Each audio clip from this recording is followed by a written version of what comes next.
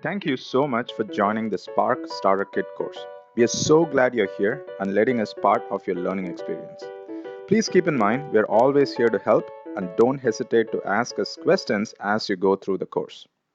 Before we talk about how the course is structured and what you will learn from this course, let's talk about the prerequisites. In this course, we'll talk about Hadoop and even compare Hadoop with Spark. We will also refer to concepts from Hadoop like HDFS and MapReduce. So if you're not familiar with Hadoop, it is a good idea to get yourself familiar with Hadoop. Don't worry, we have a very successful free course on Hadoop with over 45,000 students named Hadoop Starter Kit. Join the Hadoop Starter Kit course and get yourself familiarized with Hadoop. We will also write code in Scala in this course. Scala is relatively new for most of us, and again, do not worry. We have included a chapter in this course named a short chapter on Scala, which is the last chapter in this course. The lessons in this chapter will help you get started and familiarize yourself with Scala. All right, let's now look at the structure of the course and we'll see what you will learn from this course. In the next lesson, we'll help you set up Spark locally in your desktop or laptop. Once you have Spark locally on your laptop, you will be free to try out the concepts that you learn from this course. We have made the setup process extremely simple, and it takes less than 10 minutes to set up Spark locally on your laptop. In the next Say Hi to Spark chapter, we will first compare Spark and Hadoop. In Spark versus Hadoop, who wins lesson? We'll talk about the similarities and differences between Spark and Hadoop. In the next lesson, we'll see the challenges Spark tries to address. This lesson will give you a good idea about the need for Spark. In the next lesson in this chapter, we will answer an important question most Hadoop learners have, which is how Spark is faster than Hadoop. In this lesson, as the name suggests, we will look at the reasons behind Spark's performance and efficiency.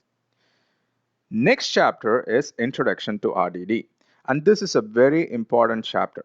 And in this chapter, we'll learn about RDD, which is the core of Spark.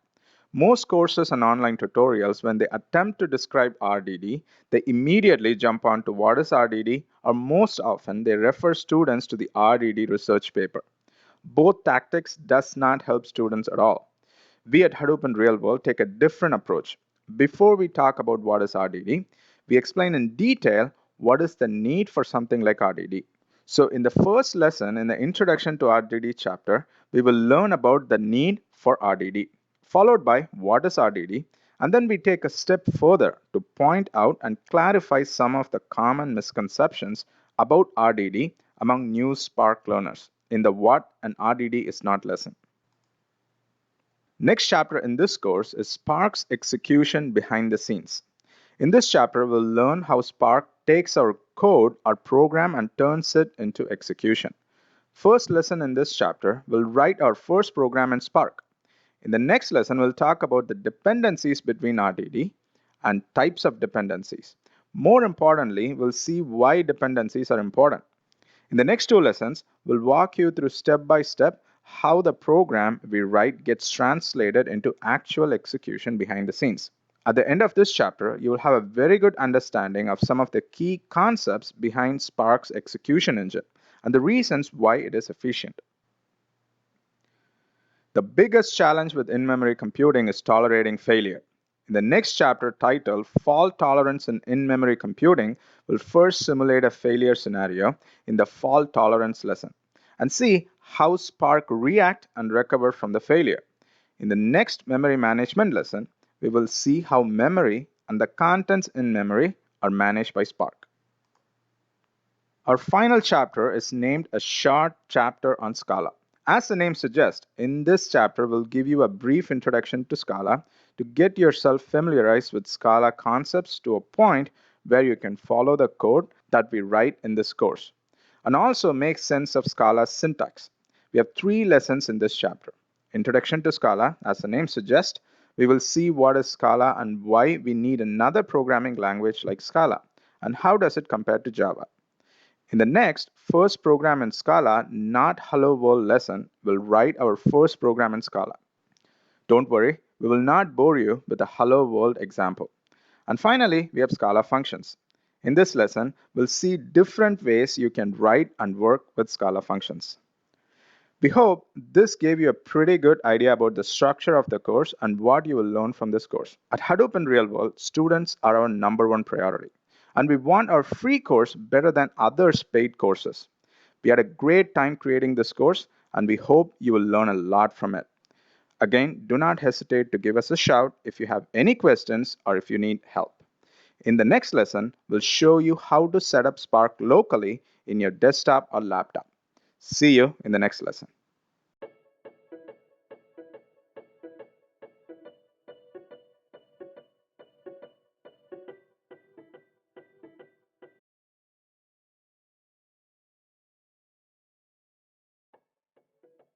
Hey guys, welcome back.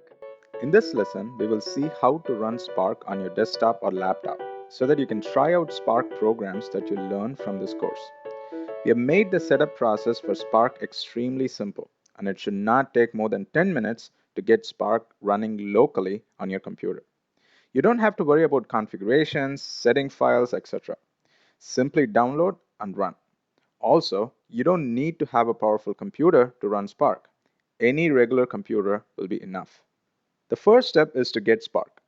Go to hadoopinrealworld.com/getspark.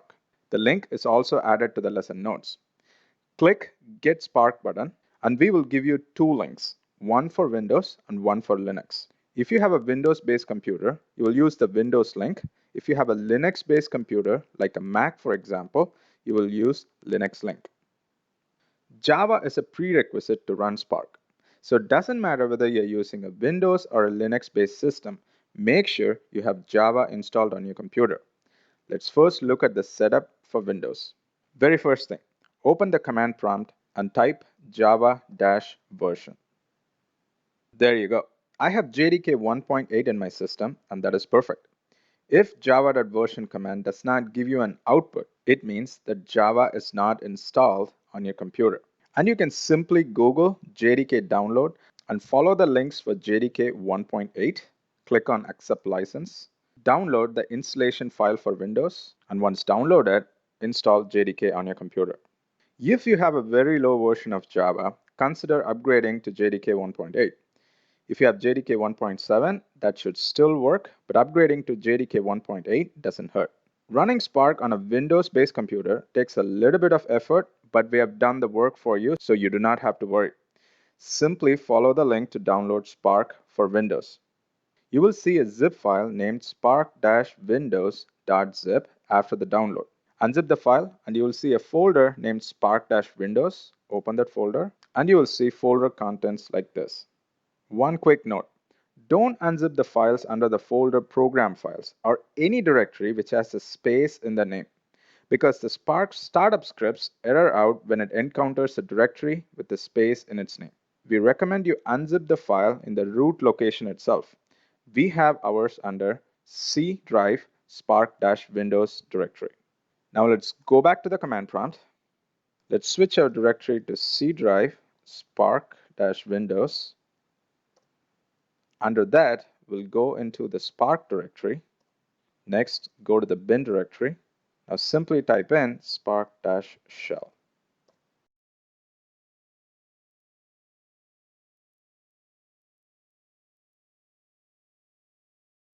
There you go. Now you're running Spark locally on your computer.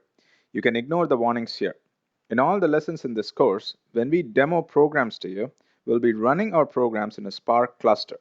So the commands we use to invoke Spark shell will be little different.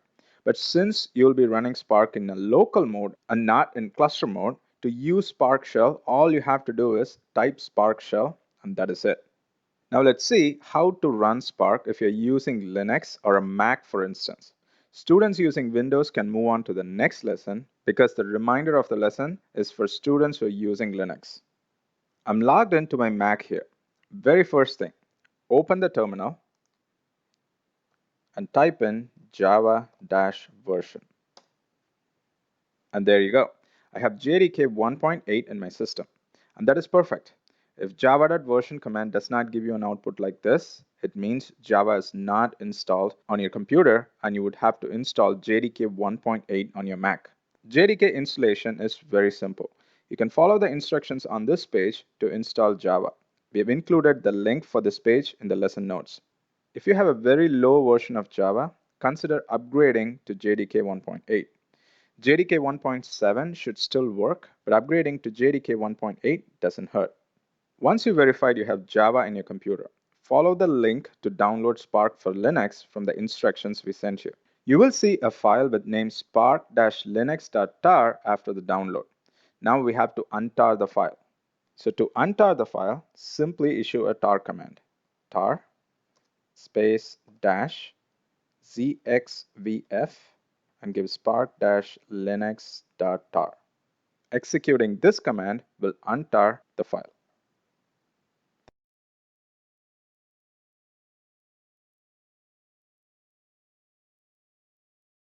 Now let's do a directory listing again.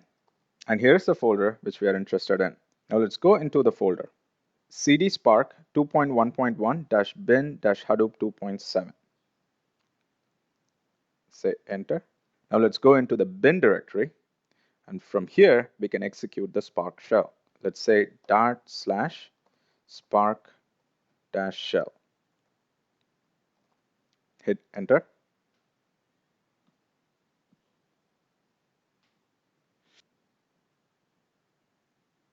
Let me maximize the screen here. And there you go. We are now running Spark locally in our computer. You can ignore the warnings here. In all the lessons in our course, when we demonstrate Spark programs, we'll be running our programs in a Spark cluster. So the command to invoke a Spark shell will be little different. But since you will be running Spark in local mode and not in a cluster mode, to use Spark shell, all you have to do is type /spark-shell. And that is it. You will have Spark up and running. That is it, guys. Now we have Spark running on our computer. We are ready to learn Spark. See you in the next lesson.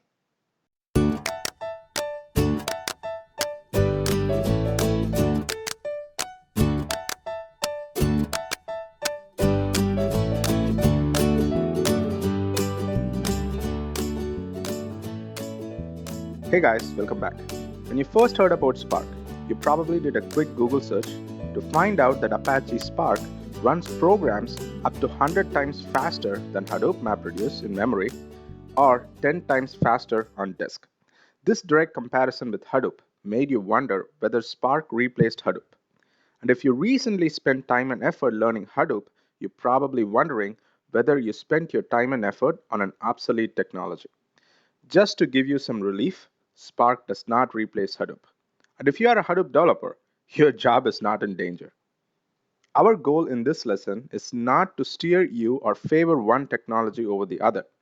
Our goal is to look at both Spark and Hadoop subjectively and understand the application of both tools, so that when you're asked to make tool choices and design decisions in your next project at work, you are able to do so with confidence. We are going to compare Hadoop and Spark on 4 fundamental aspects: storage, computation, computational speed, and resource management. Before we do that, first a little introduction about Spark. Spark's tagline is lightning fast cluster computing. Next, when you look at below, you will find a one-line statement explaining what Spark is. Apache Spark is a fast and general engine for large-scale data processing. Spark is an execution engine which can do fast computations on big datasets. Let's say you want to calculate average volume by stock symbol in a stocks dataset. You would write a few lines of code, probably in Scala or Python, even in Java if you like, and Spark will spin up tasks on different machines in your cluster, perform the computation, and gets you the results fast. So far, very similar to Hadoop MapReduce execution, correct? That is correct. But the main differentiator is speed. When it comes to computation, Spark is faster than Hadoop. How it is faster? Great question. If you look at Apache Spark's website again, you will find out Apache Spark has an advanced DAG execution engine that supports acyclic data flow and in-memory computing. Next time, when you see a Spark developer, ask him or her how Spark performed computation faster. You will most likely hear in-memory computation, and you'll be surprised to hear some random words like DAG, caching thrown at you. Sad story is, most Spark developers don't clearly understand how Spark achieves faster execution. But you don't have to worry. We won't leave you in the dark. But first, in this lesson, let's compare Spark and Hadoop side by side. Before we start with the comparison, let's recap what Hadoop is all about. Hadoop has two core components, HDFS and MapReduce. HDFS provides reliable and scalable storage solutions for big datasets. MapReduce is a programming model which helps with big data computation. Let's start the comparison with storage. When you look at Spark's tagline and its one-line description on Spark's website, you will find no mention of storage because Spark does not offer a storage solution for your big datasets. So from where does Spark load the data for computation? And where does Spark store the results after computation?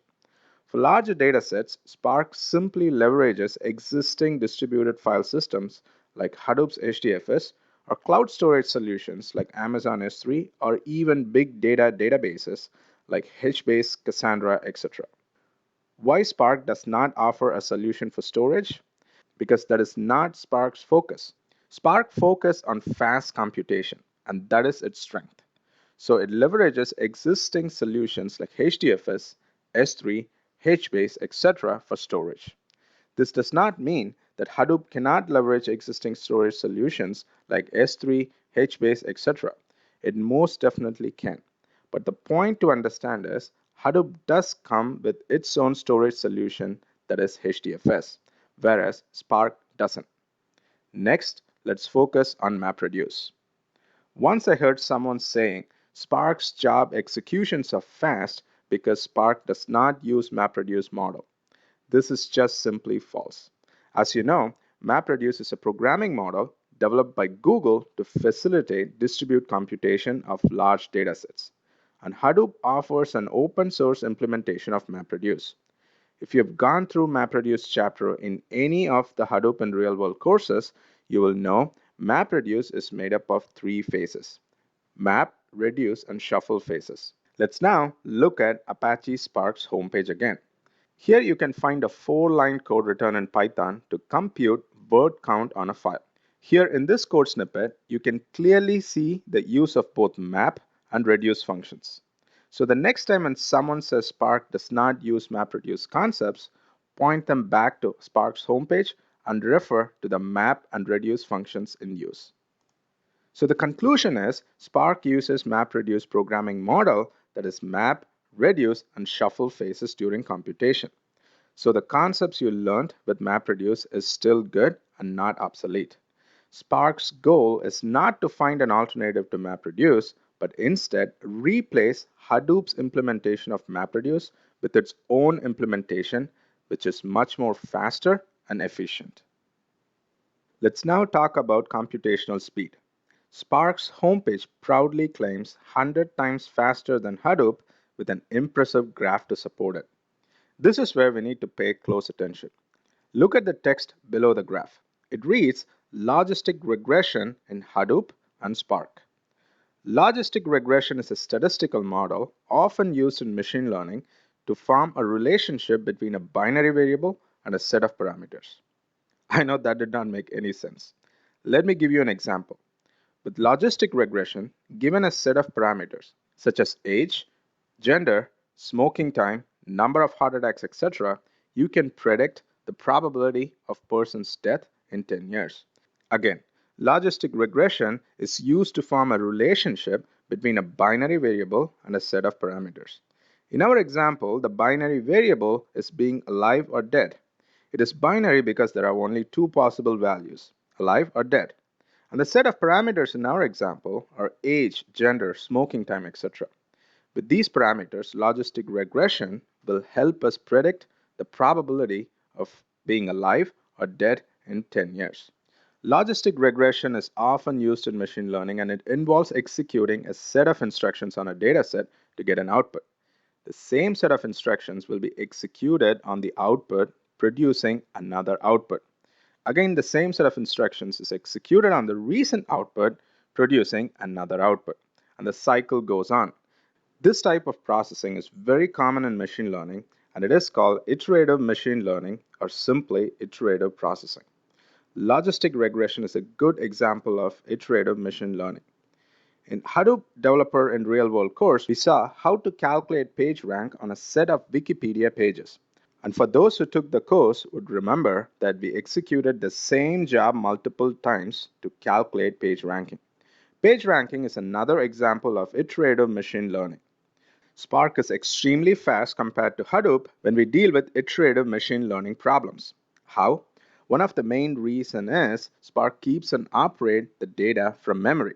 There are other important reasons as well. We'll see them one by one as we progress through the course. But what about use cases which are not similar to logistic regression? What about all you want to do is calculate average volume of stocks symbol in a stocks dataset? In such traditional use cases, Spark will still be faster compared to Hadoop, but not in the magnitude of 100. It is safe to assume Spark on average is 10 times faster than Hadoop because not all use cases would be similar to logistic regression. Given Spark excels with iterative machine learning, which is an essential part of machine learning, makes Spark an ideal tool of choice for machine learning. Spark has inbuilt libraries for machine learning named MLlib. This extensive support for machine learning makes Spark an ideal tool of choice for data scientists. So far, we have compared Spark and Hadoop from three angles: storage, computation, and speed. Let's now talk about resource management. In Hadoop, when you want to run mappers or reducers, you need cluster resources like nodes, CPU, and memory to execute mappers and reducers. Hadoop uses Yarn for resource management.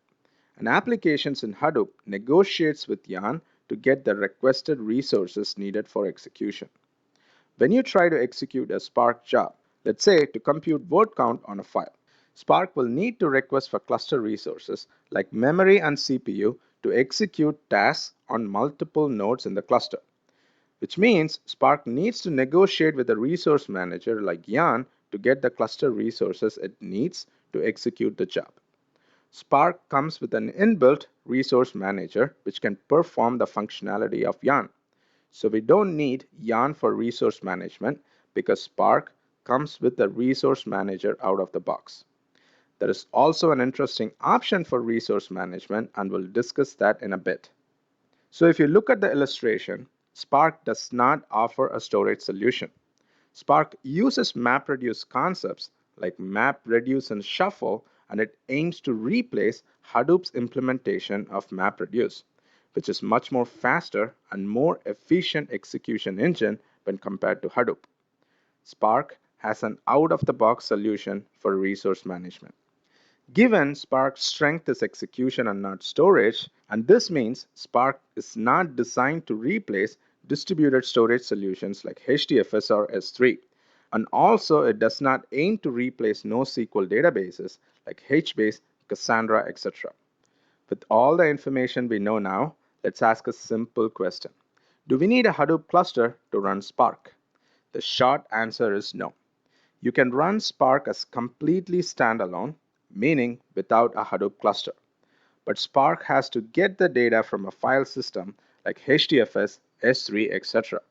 Spark can also read the file from the local file system, but that is not ideal because we have to make the data available in all nodes in the cluster, because Spark can run computational tasks in any of the nodes in your cluster. So if we have a data set with size 1 terabyte, we need to copy the dataset to all the nodes in the Spark cluster if we decide to read the dataset from the local file system. Clearly, this will result in a lot of wasted space.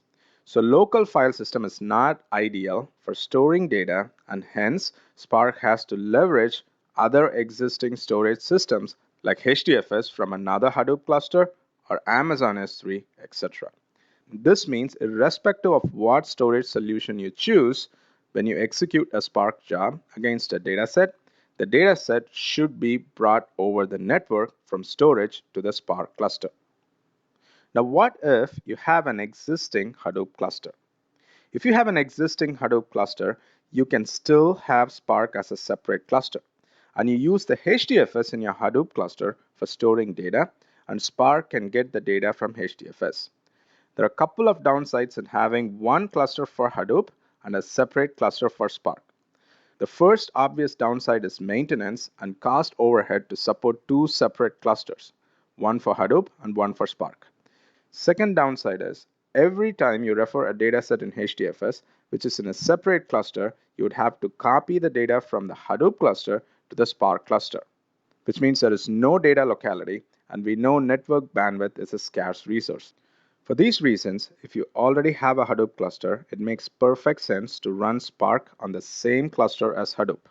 This means Spark will execute its jobs on the same nodes where the data is stored, and this avoids the need to bring data over the network from another cluster or services like S3. Additionally, it saves a lot of cost. As a bonus, Spark can leverage Yarn in your Hadoop cluster to manage the resources instead of using Spark's out-of-the-box resource manager. Yes, that is correct. You can choose to use Yarn instead of Spark's out-of-the-box resource manager, and Spark allows that. If you already have a Hadoop infrastructure, this setup would make a lot of sense. Now let's ask an ultimate question. Is Spark a replacement for Hadoop? Spark is intended to enhance the Hadoop stack and not replace the Hadoop stack. Spark's core competency is speed, and hence it makes sense to use Spark more and more for computational needs, which means Spark is a great tool for data analysts who are currently using tools like Pig or Hive. They can use Spark for faster execution times and get results faster. Should we convert all the existing MapReduce jobs in our existing Hadoop cluster to Spark jobs? This is what we would suggest. If you're creating new jobs, definitely look to implement them in Spark. If you have a lot of MapReduce jobs, it is probably not worth the effort to convert all the jobs to Spark jobs. Look at the ones which are slow and target them for migration to Spark. So to summarize, the power of Spark lies in its computational speed, and its execution engine is very efficient when compared to Hadoop's MapReduce implementation. And Spark is perfectly designed to work on top of an existing Hadoop cluster, leveraging Yarn for resource management and HDFS for storage. We hope this lesson gave you a good idea about Spark and offered some key insights about Spark when compared with Hadoop. Keep this in mind. Spark is intended to enhance and not replace your Hadoop stack. So don't plan to decommission your existing Hadoop cluster yet. With that, let's end this lesson. See you in the next lesson.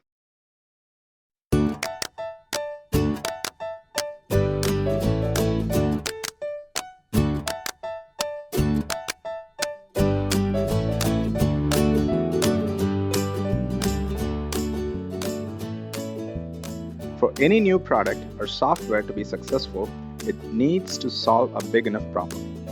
And this is true for a new tool or a software framework.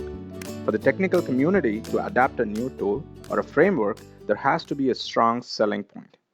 With Spark, its strong selling point is speed.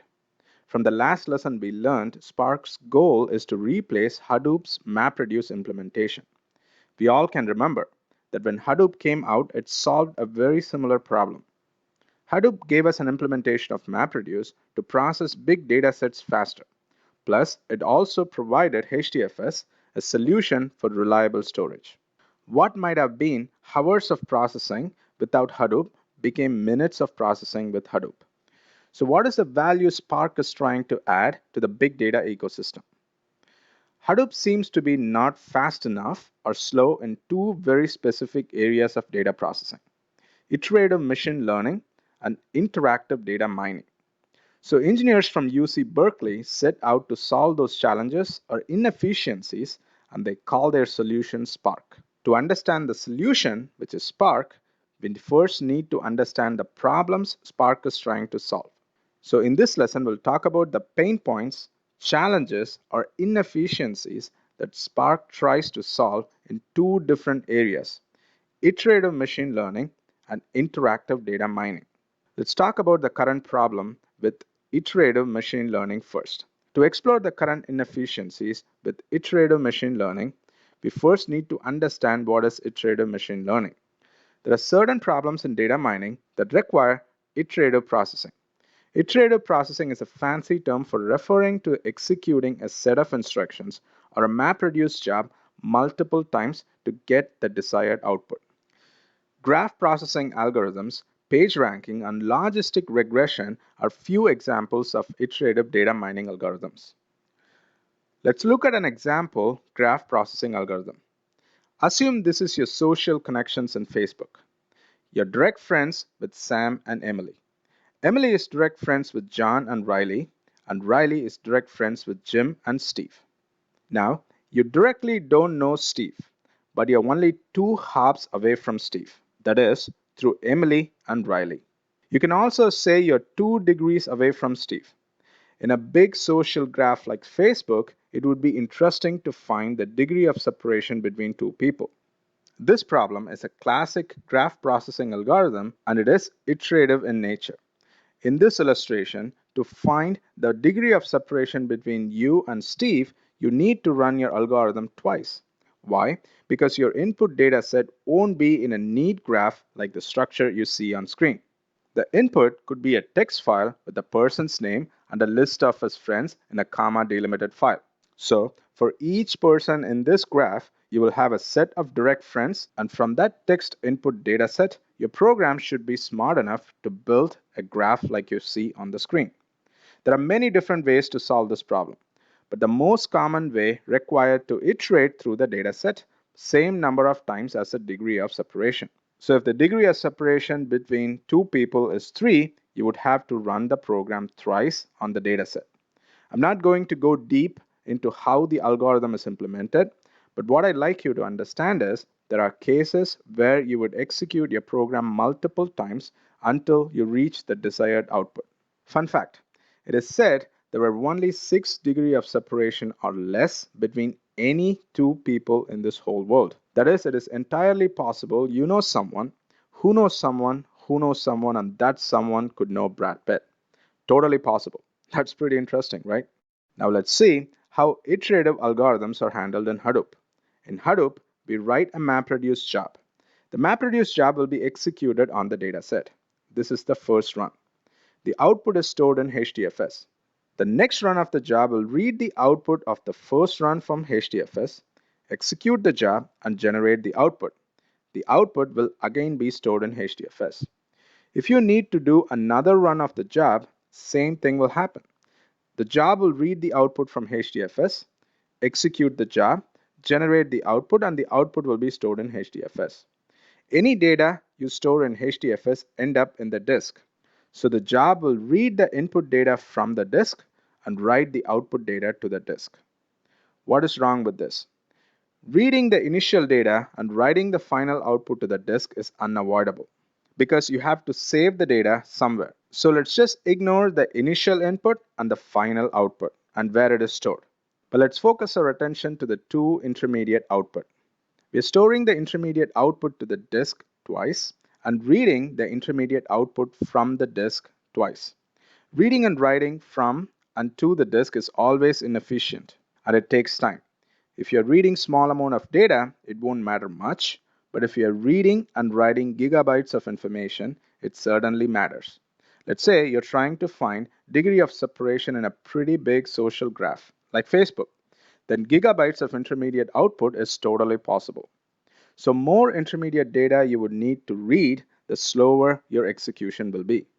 Plus, more number of times you iterate your program, the problem gets compounded and more slower your execution will be.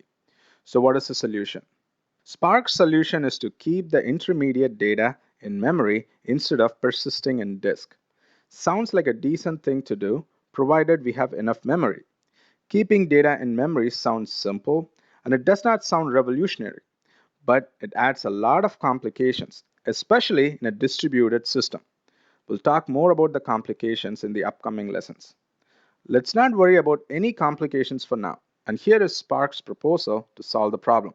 The solution is, let's not store the intermediate data in disk, but rather keep it in memory, so the execution times will be faster. So the problem with iterative processing is solved by keeping the data in memory. A simple solution, but complex to implement. Nevertheless, we have a solution, so let's move on to the next challenge or inefficiency Spark tries to address. And this time, it's in the area of interactive data mining. Assume you are a data scientist working for, let's say, Amazon. Product teams at Amazon did 8 different unrelated improvements to the website that would affect customer experience. And within a couple weeks' time of those 8 improvements, the sales went up by, let's say, 10%. Now, Jeff Bezos wants to understand which of the 8 improvements that went to production caused the increase in sales. And as a data scientist, you are the lucky one tasked with finding the answer. Now, where do you start when you're given a problem like that? Assuming one of the improvement was to product recommendation engine, you can look at the click-through rate of product recommendations and see whether there are increase in sales for those recommended products. If you see a significant increase in sales with those products which were recommended, then you can attribute the increase in sales to the improvements made to the recommendation engine. Let's say there was an improvement made to the checkout process. Then you can compare the average time customers spend on the checkout page and compare the conversion rate at the checkout page before and after the improvement was put in place. If you see customers spending less amount of time in the checkout page and more people complete the purchase from the checkout page, then you can attribute some of the increase in sales to the improvements made to the checkout page. You get the idea, right? A problem like this could have several possible solutions. You can't possibly start with a solution in mind. Most of the times for problems like these, you will not have a clear end in sight.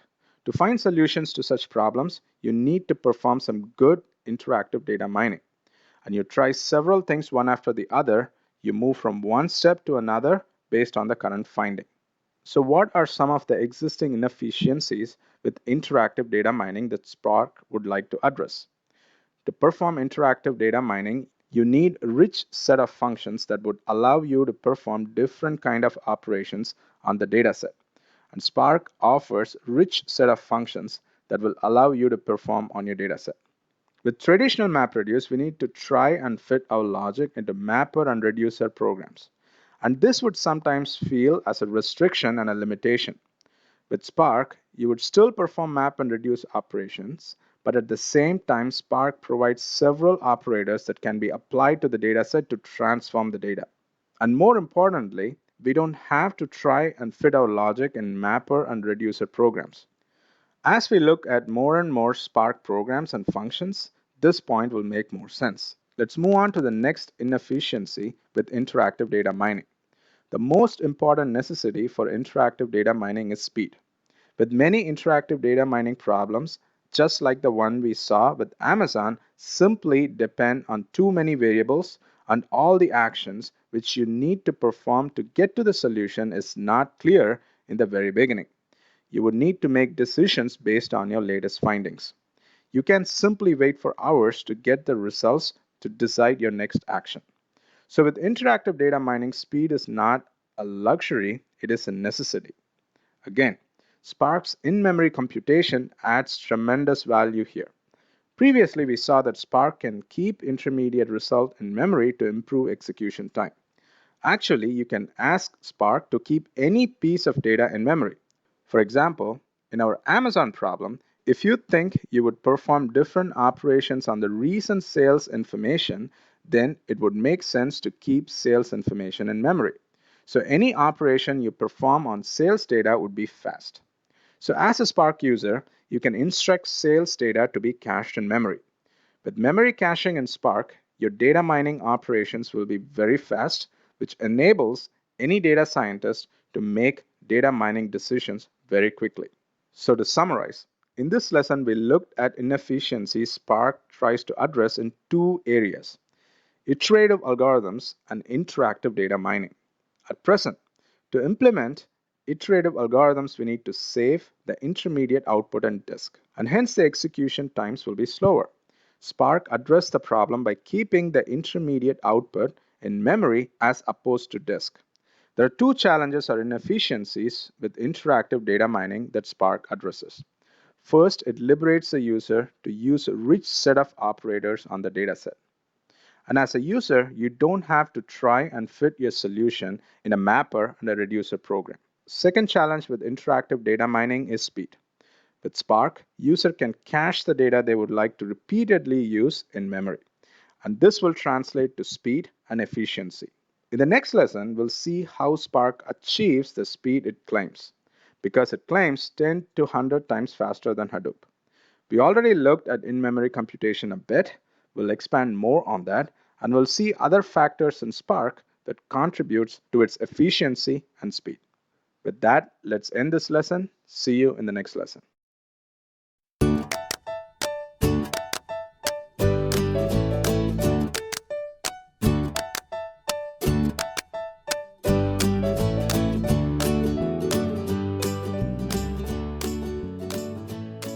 Hey guys, welcome back.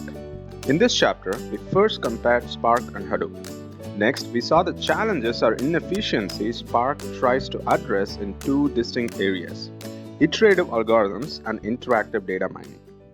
So far, the common theme has been with Spark is speed. Spark on its homepage claims it is 10 to 100 times faster than Hadoop. So it is certainly worthwhile to discuss how Spark achieved this massive efficiency and speed. Most people who are new to Spark, even few who are working in Spark, cannot answer the reasons for Spark's efficiency and speed. When you ask them, you'll definitely hear in-memory computation, and sometimes you'll hear the word DAG. But if you plan to learn Spark or any technology, you need to have a clear understanding of why that technology is better than the other similar technologies in the ecosystem. And not only you should know why the technology is better, you should also understand how the technology is better. And that is exactly the goal of this lesson. Going back to Spark's homepage, you can see this highlighted line of text. Apache Spark has an advanced DAG execution engine that supports acyclic data flow and in-memory computing. Let's start with in-memory computing first. Memory here refers to RAM. Is in-memory computing unique to Spark? Or is Spark the only tool in the market that supports in-memory computing? The answer is no to both. Any program or any software, even the calculator in your computer, needs memory to do any operation. To perform any operation, we need to bring items into your memory to operate on them. You just cannot bypass memory. Take your RAM out of your laptop or computer, our computer won't even boot up. Okay, I can hear what you're actually thinking or even saying. In memory here means actually caching the data in memory. It is true. In memory in Spark's context means caching the data in memory. But is Spark the first application that figured out how to cache data in memory? Absolutely not. Almost all enterprise software caches data one way or the other in memory. Let's take Oracle for instance. Oracle caches execution plans. Oracle cache pages which can have data from tables. Oracle also keeps metadata information about the database in buffer cache for efficiency and speed. So when the data is retrieved from buffer cache, you're actually doing a logical read. And the data is read from memory. So a logical read will be faster. When the data is not available in buffer cache, it has to be read from disk. And this is called a physical read, and hence will be slower than the logical read. So clearly, Oracle has a mechanism to cache data in memory, and clearly it is not a new revolutionary thing. So what is special with in-memory computing in Spark?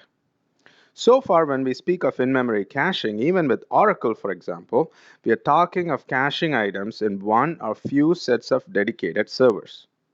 Spark offers an in-memory computing solution in a distributed scale, involving hundreds or thousands or even more number of commodity computers. And that is unique. In-memory computing in a distributed environment is a whole new ballgame, which involves a lot of complexities, especially when it comes to tolerating failure. And we will look into that in detail in the next lesson. So one of the most important reasons behind Spark's efficiency and speed is in-memory computing in a large scale. The next important reason behind Spark's efficiency and speed is the Spark's execution engine. And it is mentioned in the Spark's homepage along with in-memory computation. Apache Spark has an advanced DAG execution engine. What is a DAG? We'll come to that in a bit. First, let's explore what is the role of Spark's execution engine.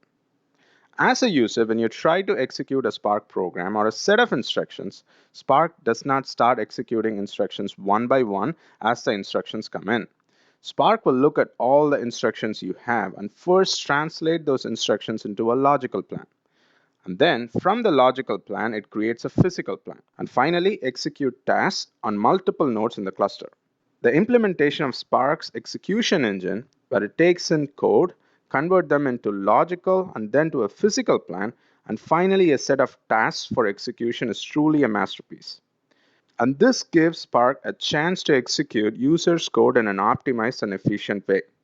Now, what is a DAG? DAG stands for Directed Acyclic Graph. Spark Execution Engine translates user code into a series of tasks. That tasks and operations are DAG in nature, meaning the execution flow goes from one operation or one task to another, but can never have a cyclic relation. That is, you can never come back and re execute a task or an operation again. DAG is just a model for execution. You move from one task to another and never come back to the task which you already executed. To be honest, it is very simple and there is nothing fancy about DAG. But the most important thing to understand is something like Spark's execution engine is what that is missing in Hadoop. In Hadoop, as a user, you write a MapReduce job and execute the MapReduce job in the cluster. Hadoop does not inspect the job and does not form an optimized way to execute it. Hadoop will simply execute the job as is and produce the output. Hadoop does not have any clue about how the job is treating your dataset, what kind of operations you perform on your dataset, and hence it offers no optimization. Spark, on the other hand, keeps track of every single operation and every single operation that happens to the dataset. This is a very important distinction when compared to other comparable tools in the ecosystem. Spark achieves this with the help of a revolutionary concept called the RDDs, short for Resilient Distributed Dataset. We have few dedicated chapters on RDD, and we'll talk a lot about RDD in those chapters. RDD is at the core of Spark. Without RDD, Spark's execution engine will not have enough information about the operations and transformations that happens to the dataset, and it will not be able to form a logical and physical plans to optimize the execution. So RDD in a way helps and enables Spark's execution engine to perform its job. And finally, we have Spark architecture. Spark's architecture is built ground up with execution speed and efficiency in mind. Think about this. You have hundreds of nodes in a cluster, and Spark tries to distribute the execution across the nodes in the cluster, and on top of it, Spark can cache data in memory, which means Spark's architecture not only should accommodate executions in a distributed environment, but at the same time support in-memory computation at distributed scale. This is a big challenge when it comes to fault tolerance and mitigating failure. Architecture of Spark is designed in a way to address all these with efficiency and computational speed in mind. We'll study Spark's architecture in detail in a separate dedicated chapter. So when we try to answer how Spark gets the efficiency and speed, the answer is not just in-memory computing. We need to talk about Spark's architecture and the components involved in Spark's architecture. We also need to talk about Spark's execution engine and how our instructions, our code, get translated into logical plan and then to physical plan, and finally gets translated into executable tasks. For Spark's execution engine to work, Spark needs to keep track of every single operation and every single transformation that happens to the dataset. And Spark does that with the help of RDD, which is the core of Spark. We'll see each of these topics in detail as we move along in the course. In the next chapter, we'll look at the core of Spark, which is RDD. See you in the next lesson.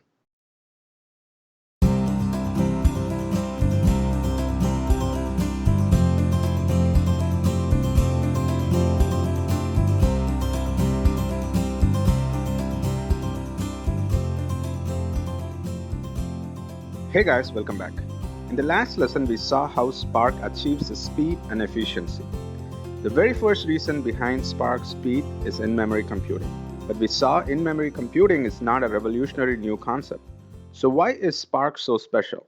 Spark is special because Spark does in-memory computing in a distributed scale, with hundreds, thousands, or even more commodity computers. In-memory computing sounds like a very simple idea, but to implement the same in a distributed environment is not so simple and easy. There are a lot of complexities. The purpose of this lesson is to help you understand an important issue with in-memory distributed computation with big datasets, that is, fault tolerance. Let's forget Spark for a second. Let's talk about how Hadoop handles fault tolerance. We have our data set on the left, and our data set is divided into 5 blocks. With Hadoop, we can do operations against each block parallelly on separate nodes. So we'll have node 1 through 5 operating on block 1 through 5 individually.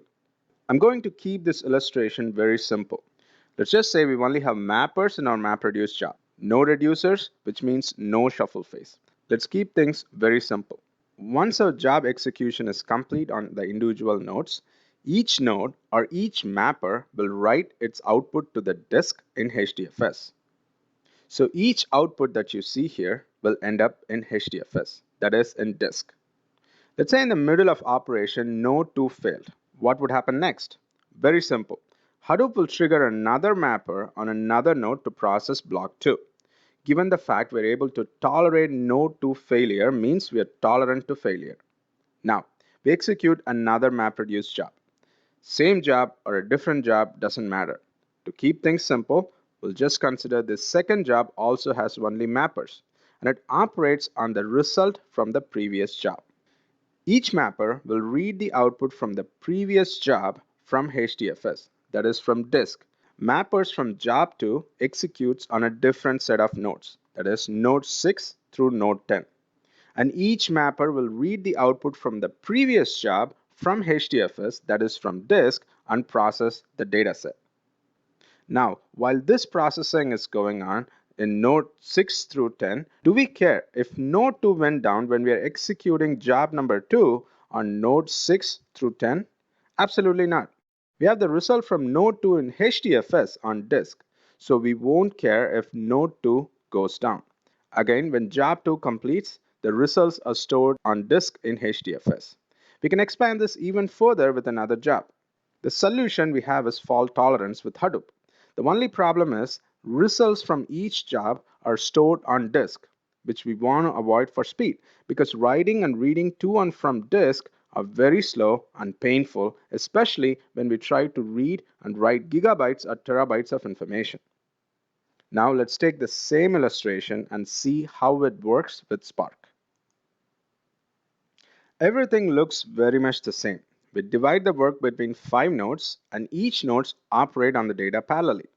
The big difference is the output from job 1 is kept on memory on each node, that is in node 1 through 5. And when we kick off job number 2 to work on results of job number 1, data for nodes in job 2, that is nodes 6 through 10, are in memory of nodes 1 through 5. That is, node 6 will read the data from node 1's memory directly. Node 7 will read the data from node 2's memory directly, and so on. Please note, I'm using the job terminology very loosely here. A job in Spark is not exactly the same as a job in Hadoop. But for now, I want to keep things very simple. Here is the important distinction between Hadoop and Spark.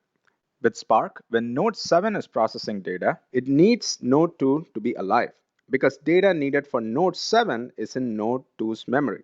This is not the case with Hadoop. Because with Hadoop, result from node 2 was returned to HDFS, which eventually was returned to the disk. So if node 2 goes down, still the data can be read from HDFS because the data is replicated in HDFS by default 3 times. However, with Spark, if node 2 is down when job 2 is running, the data that node 7 needs to proceed with computation is gone along with node 2. So node 7 cannot continue. Oops, that's a problem. This means we have a serious problem with tolerating failure when we keep intermediate output between jobs in memory. How can we solve this? Any ideas? Okay, let's forget Spark for a minute and visualize a simple example. John is given a piece of paper with number 10 written on it. You can think of this as an input data set, and it will be on HDFS. So John reads 10 and adds 10 and memorizes the result 20. Emily asks John for the output. John answers 20. Emily adds 20 and memorizes 40 as the result. Sam asks Emily for the result. Emily says 40. Sam adds 5 and memorizes 45 as a result. Finally, Riley will ask Sam for the result and will add 40 to 45 and memorize 85 as a result. Note that each person is memorizing the result of their calculation. This is comparable to individual nodes keeping their intermediate output in memory. Let's now say Sam finished the calculation is supposed to do and keeps the result 45 in his memory. It's now Riley's turn to do the calculation. Riley reaches out to Sam for the number, but Sam is not responding. Maybe Sam is thinking of something important, or maybe he's just having a brain freeze. Whatever the reason may be, Sam is not responding to Riley. Now, this is a problem. Without the input from Sam, Riley cannot proceed with the calculation. If you take out the individuals from this illustration and substitute individual nodes, you will get the same problem as we saw before with the nodes. When the node goes down, everything that is stored in the main memory or RAM is lost. So what is the solution?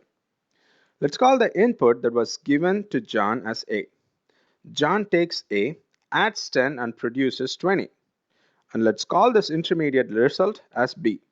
Emily takes B, adds 20 and produces 40. And let's call this C. Sam takes C, adds 5 and produces D, which is 45. Finally, Riley takes D and adds 40 and produces E, which is 85. Here, we have a clear track of how our data is getting transformed. We know B is A plus 10, D is C plus 5, and E is D plus 40. With this in mind, let's walk through a failure scenario. It is now Riley's turn to do the calculation. Riley knows that she should take D and adds 40 to it. So she reaches out to Sam for D. Sam is not responding. Sam memorized D, so if Sam is not responding, how would Riley know the value of D? We now know what Sam did to calculate D. He took C from Emily and simply added 5 to come up with D. Now Sam is not available, but we know how to get D. We can ask someone else to calculate D. So let's call Jim to calculate D. Jim will ask Emily for C and simply add 5 and will calculate D, which is 45. Now Riley, instead of asking Sam, will ask Jim for D and will complete the calculation. Since we saved and kept track of all the transformations that happened to our data, we were able to tolerate Sam's failure. And this is how we become fault tolerance, keeping track of all transformations that happens to our dataset. Spark does exactly this. It keeps track of every single operation or transformation that happens to your dataset, and this information is referred to as lineage. This way, even when there is a failure, Spark knows how to recover from that failure. Now here's a $1,000,000 question. How does Spark keep track of everything you do with your data? The answer is RDDs. RDDs stand for Resilient Distributed Dataset. Spark tightly controls what you do with the dataset. You cannot work with data in Spark without RDD. Let me say that again. You cannot work with data in Spark without RDD. To refer your dataset in Spark, you will use functions provided by Spark to refer to datasets. And that function will create a RDD behind the scenes. Can you join two datasets in Spark? Of course you can, using the join function provided by Spark. And internally, the join function will result in a RDD. Can you do aggregation in your dataset? Of course you can. Spark provides functions for that too. And Spark will create a RDD behind the scenes anytime you attempt to transform the data. In short, Spark controls any operations that you do with your dataset. To perform any meaningful operation with your data, you need to use functions provided by Spark, and it will result in RDD. This way, Spark can keep track of everything you're trying to do with the dataset, and this information is referred to as lineage. And this information helps Spark deal with tolerating failures effectively. If Spark allowed developers to do data manipulations in a free-form way similar to Hadoop without any controls, then Spark will have no way of keeping track of operations or transformations that you do to your dataset. So going back to our illustrations, Spark keeps track of what is going on at each step, and this means it keeps track what operation was performed by node 1, 2, 3, 4, 5, etc. So when it is node 7's turn to perform an operation, and node 2 went down or becomes unavailable, Spark will ask another node, let's call it node X, to compute what was done on node 2. Now we have a fault-tolerant solution. So far, we solved an important problem with in-memory distributed computing. which is how to keep intermediate results in memory and provide fault tolerance at the same time efficiently. Spark solved this problem by keeping track of every single operations that happen to the dataset. And this information that Spark is keeping track of is referred to as lineage. And all this is possible with the help of RDD. In the next lesson, we'll talk more about what makes a RDD. See you in the next lesson.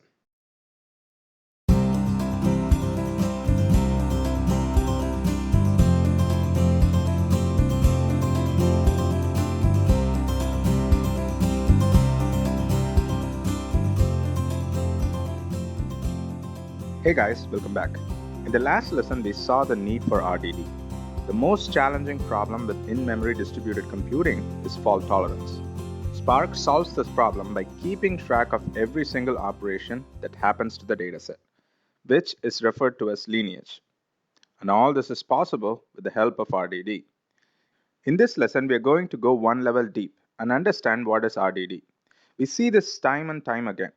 Folks who are trying to understand RDD ask questions about RDD online in websites like Stack Overflow or other tech forums, and they usually pointed to the RDD paper from the Spark authors. This paper is great, but we have to understand this paper is a research paper and it is meant to condense years of research and findings into few pages. This paper is not a good starting point if you're trying to understand what is RDD. So students who are referred to this paper to understand RDD are usually lost and even more confused before they came onto this page. So we have decided not to refer to this paper or ask students to refer to this paper in our course. With that goal, let's start this lesson. Let's understand what is RDD with a simple use case. We are going to count the number of HDFS related errors in a log file. You don't need to be an expert in Scala or Spark to read and understand the lines of code here. First line, we are referring to a text file in HDFS and we are assigning it to log file. In the next line, we are filtering all lines in log file that starts with word error and calling it errors. In the next line, we are filtering all lines in errors with the word HDFS in it and we are referring the result HDFS. Finally, in the fourth line, we are counting the number of lines in HDFS. See, I told you, you don't have to be a Scala or Spark expert to understand the code. Again, don't worry about the syntax, the underscore, SC, etc. for now. We'll cover all that very soon. Let me ask you a question. In this 4 lines of code, do you see the lineage? Of course. First we have log file, then we applied a filter function on log file to get errors. And then we applied another filter function on errors and this time to get HDFS. We can say HDFS is dependent on errors and errors is dependent on log file. Spark refers to this dependency chain as lineage. Like your family lineage, for instance. You are a result of your father and mother, and your father and mother are a result of their respective parents. The text file and the filter functions that you see here are functions from the Spark API. Now assume our dataset is in HDFS and is divided into 5 blocks. When we refer to the dataset using the text file function, the resulting log file will have 5 blocks. Spark calls a block of data as partition. So log file will refer to 5 partitions from different nodes. Since we are referring to a text file in HDFS, each partition will have several lines or records. In Spark, we refer to each record as element. So each partition will have several elements. Next, we apply the filter function on log file to filter only the lines with word error in it. And this operation results in errors. Filter function is applied on each element, or in simple terms, each record in each partition from log file. The result will be errors, which will again have 5 partitions and will only have elements with the word error in it. Next, filter function is applied on each element in each partition from errors, which results in HDFS. Finally, we call the count function on HDFS, which counts all the elements in each partition. Spark will sum up all the individual counts from each partition and send the result to the user. R in RDD stands for resilient, meaning resilience to failure, that is being fault tolerant. DD in RDD stands for distributed dataset. So RDD refers to a distributed dataset which is tolerant to failure. Now with that in mind, let's pick errors from the illustration. Do you think errors in this illustration is an RDD? Let's first check whether errors is resilient or not. Assume partition 2 in errors reside in node 2, and node 2 for some hardware failure went down, which means we lost partition number 2 in errors. If we are able to recover partition 2, we can say errors is resilient, right? True. We know exactly how to recover partition 2. To get partition 2 in errors, simply run the filter function on partition 2 of log file and we'll get partition 2 of errors. This is possible because we know the lineage.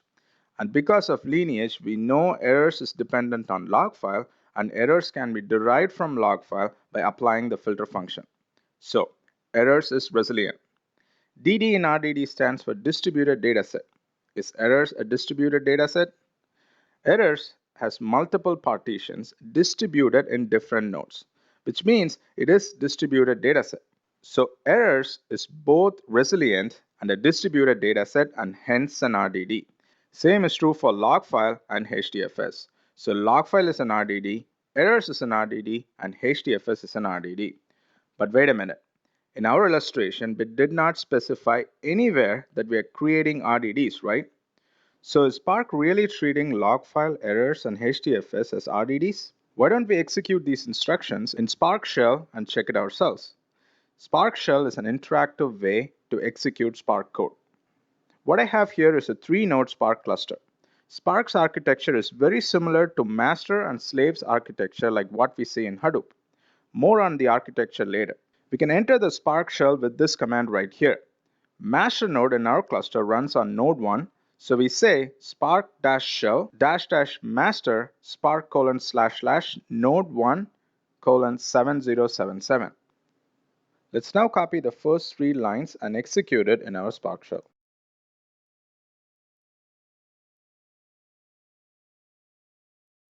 And here you can see Spark is creating RDD for each of our instructions. The reason Spark knows to create RDD is because of the functions we are using in these instructions. That is the text file and the filter functions. These functions are from the Spark API and they create RDDs behind the scenes. And this helps Spark manage the dependencies and track all the operations that we do to our dataset. Now let's go ahead and copy the last line of code and execute it in our Spark shell. Now Spark is doing the actual execution. So we have 48 HDFS related errors in the log file. If you look at the screen, RDD is actually a type, and log file is an RDD, errors is an RDD, and HDFS is an RDD. Let's now look at the API documentation for RDD. In this page, I'm interested in showing you the definition of RDD first. A resilient distributed dataset, RDD, the basic abstraction in Spark. RDD represents an immutable partition collection of elements that can be operated on in parallel. Let's break that down. RDD is a partition collection of elements. We know that. In our illustration, each RDD is made up of 5 partitions, and each partition has a collection of elements. And each partition is operated in parallel across 5 different nodes. Next in the definition is RDDs are immutable, meaning once an RDD is created, you cannot change the elements inside the RDD. That is, once you create errors RDD by applying a filter function on log file RDD, you cannot change the elements in errors RDD. You can, by all means, create another RDD named new errors by applying another filter function on log file RDD. But that operation will result in another RDD. But the key to understand is the elements inside the RDD once created cannot be changed. The only way to change the elements is by applying another function to an RDD, and this would create a new RDD. Internally, each RDD is characterized by 5 main properties. These properties make up an RDD. Without these properties, an RDD cannot exist. The last two of the 5 properties are optional, so we will skip them for now. Let's look at the 3 non-optional properties that make up an RDD. First, list of partitions. RDD must know its list of partitions. If you look in our illustration, we can see that each of the RDDs involved is made up of 5 partitions. Second, a function for computing each split. So RDD must know which function to apply on the elements in its partitions. Errors RDD is computed by a filter function. HDFS RDD is computed by a filter function. One important note here. It is important to understand that the function you apply on a RDD will be applied to all the elements in the RDD. This means RDD does not support fine-grained operation. You cannot operate on specific elements in RDD like you would do update on specific rows on a database table. In contrast, RDD supports coarse-grained operations, or in simple terms, when you call a function on an RDD, the function is applied to all the elements in the RDD. So RDD supports coarse-grained operations and not fine-grained operations on its elements. Third, a list of dependencies on other RDDs. In our example, HDFS RDD is dependent on errors. Errors RDD is dependent on log file RDD. Can I tell you a secret? To work with Spark, you don't need to know anything about RDDs. And we have many courses that don't talk about RDD in the same level or depth we are going to cover RDDs. So why do we have to care so much about RDD? RDD is at the core of Spark. Without understanding how RDD work, it will be difficult to understand fault tolerance. Also, we won't be able to understand how Spark derives the logical and physical plan, which will be translated into tasks for actual execution. And this means without having a good understanding of RDD, we'll miss the whole understanding of the efficiencies of Spark execution engine. And that is the reason we go deep in understanding RDDs. More on the plans and execution engine in the coming lessons. That is it, guys. In this lesson and the last lesson, we got introduced to RDD. We know what is RDD and what is the need and importance of RDD. We also looked at the API documentation for RDD and understood the key properties that make up an RDD. Spark achieves fault tolerance with the help of RDD. And in the next upcoming lessons, we'll see how RDD helps Spark to achieve speed. We can simply say RDD is at the core and heart of Spark. With that, let's wrap this lesson. See you in the next lesson.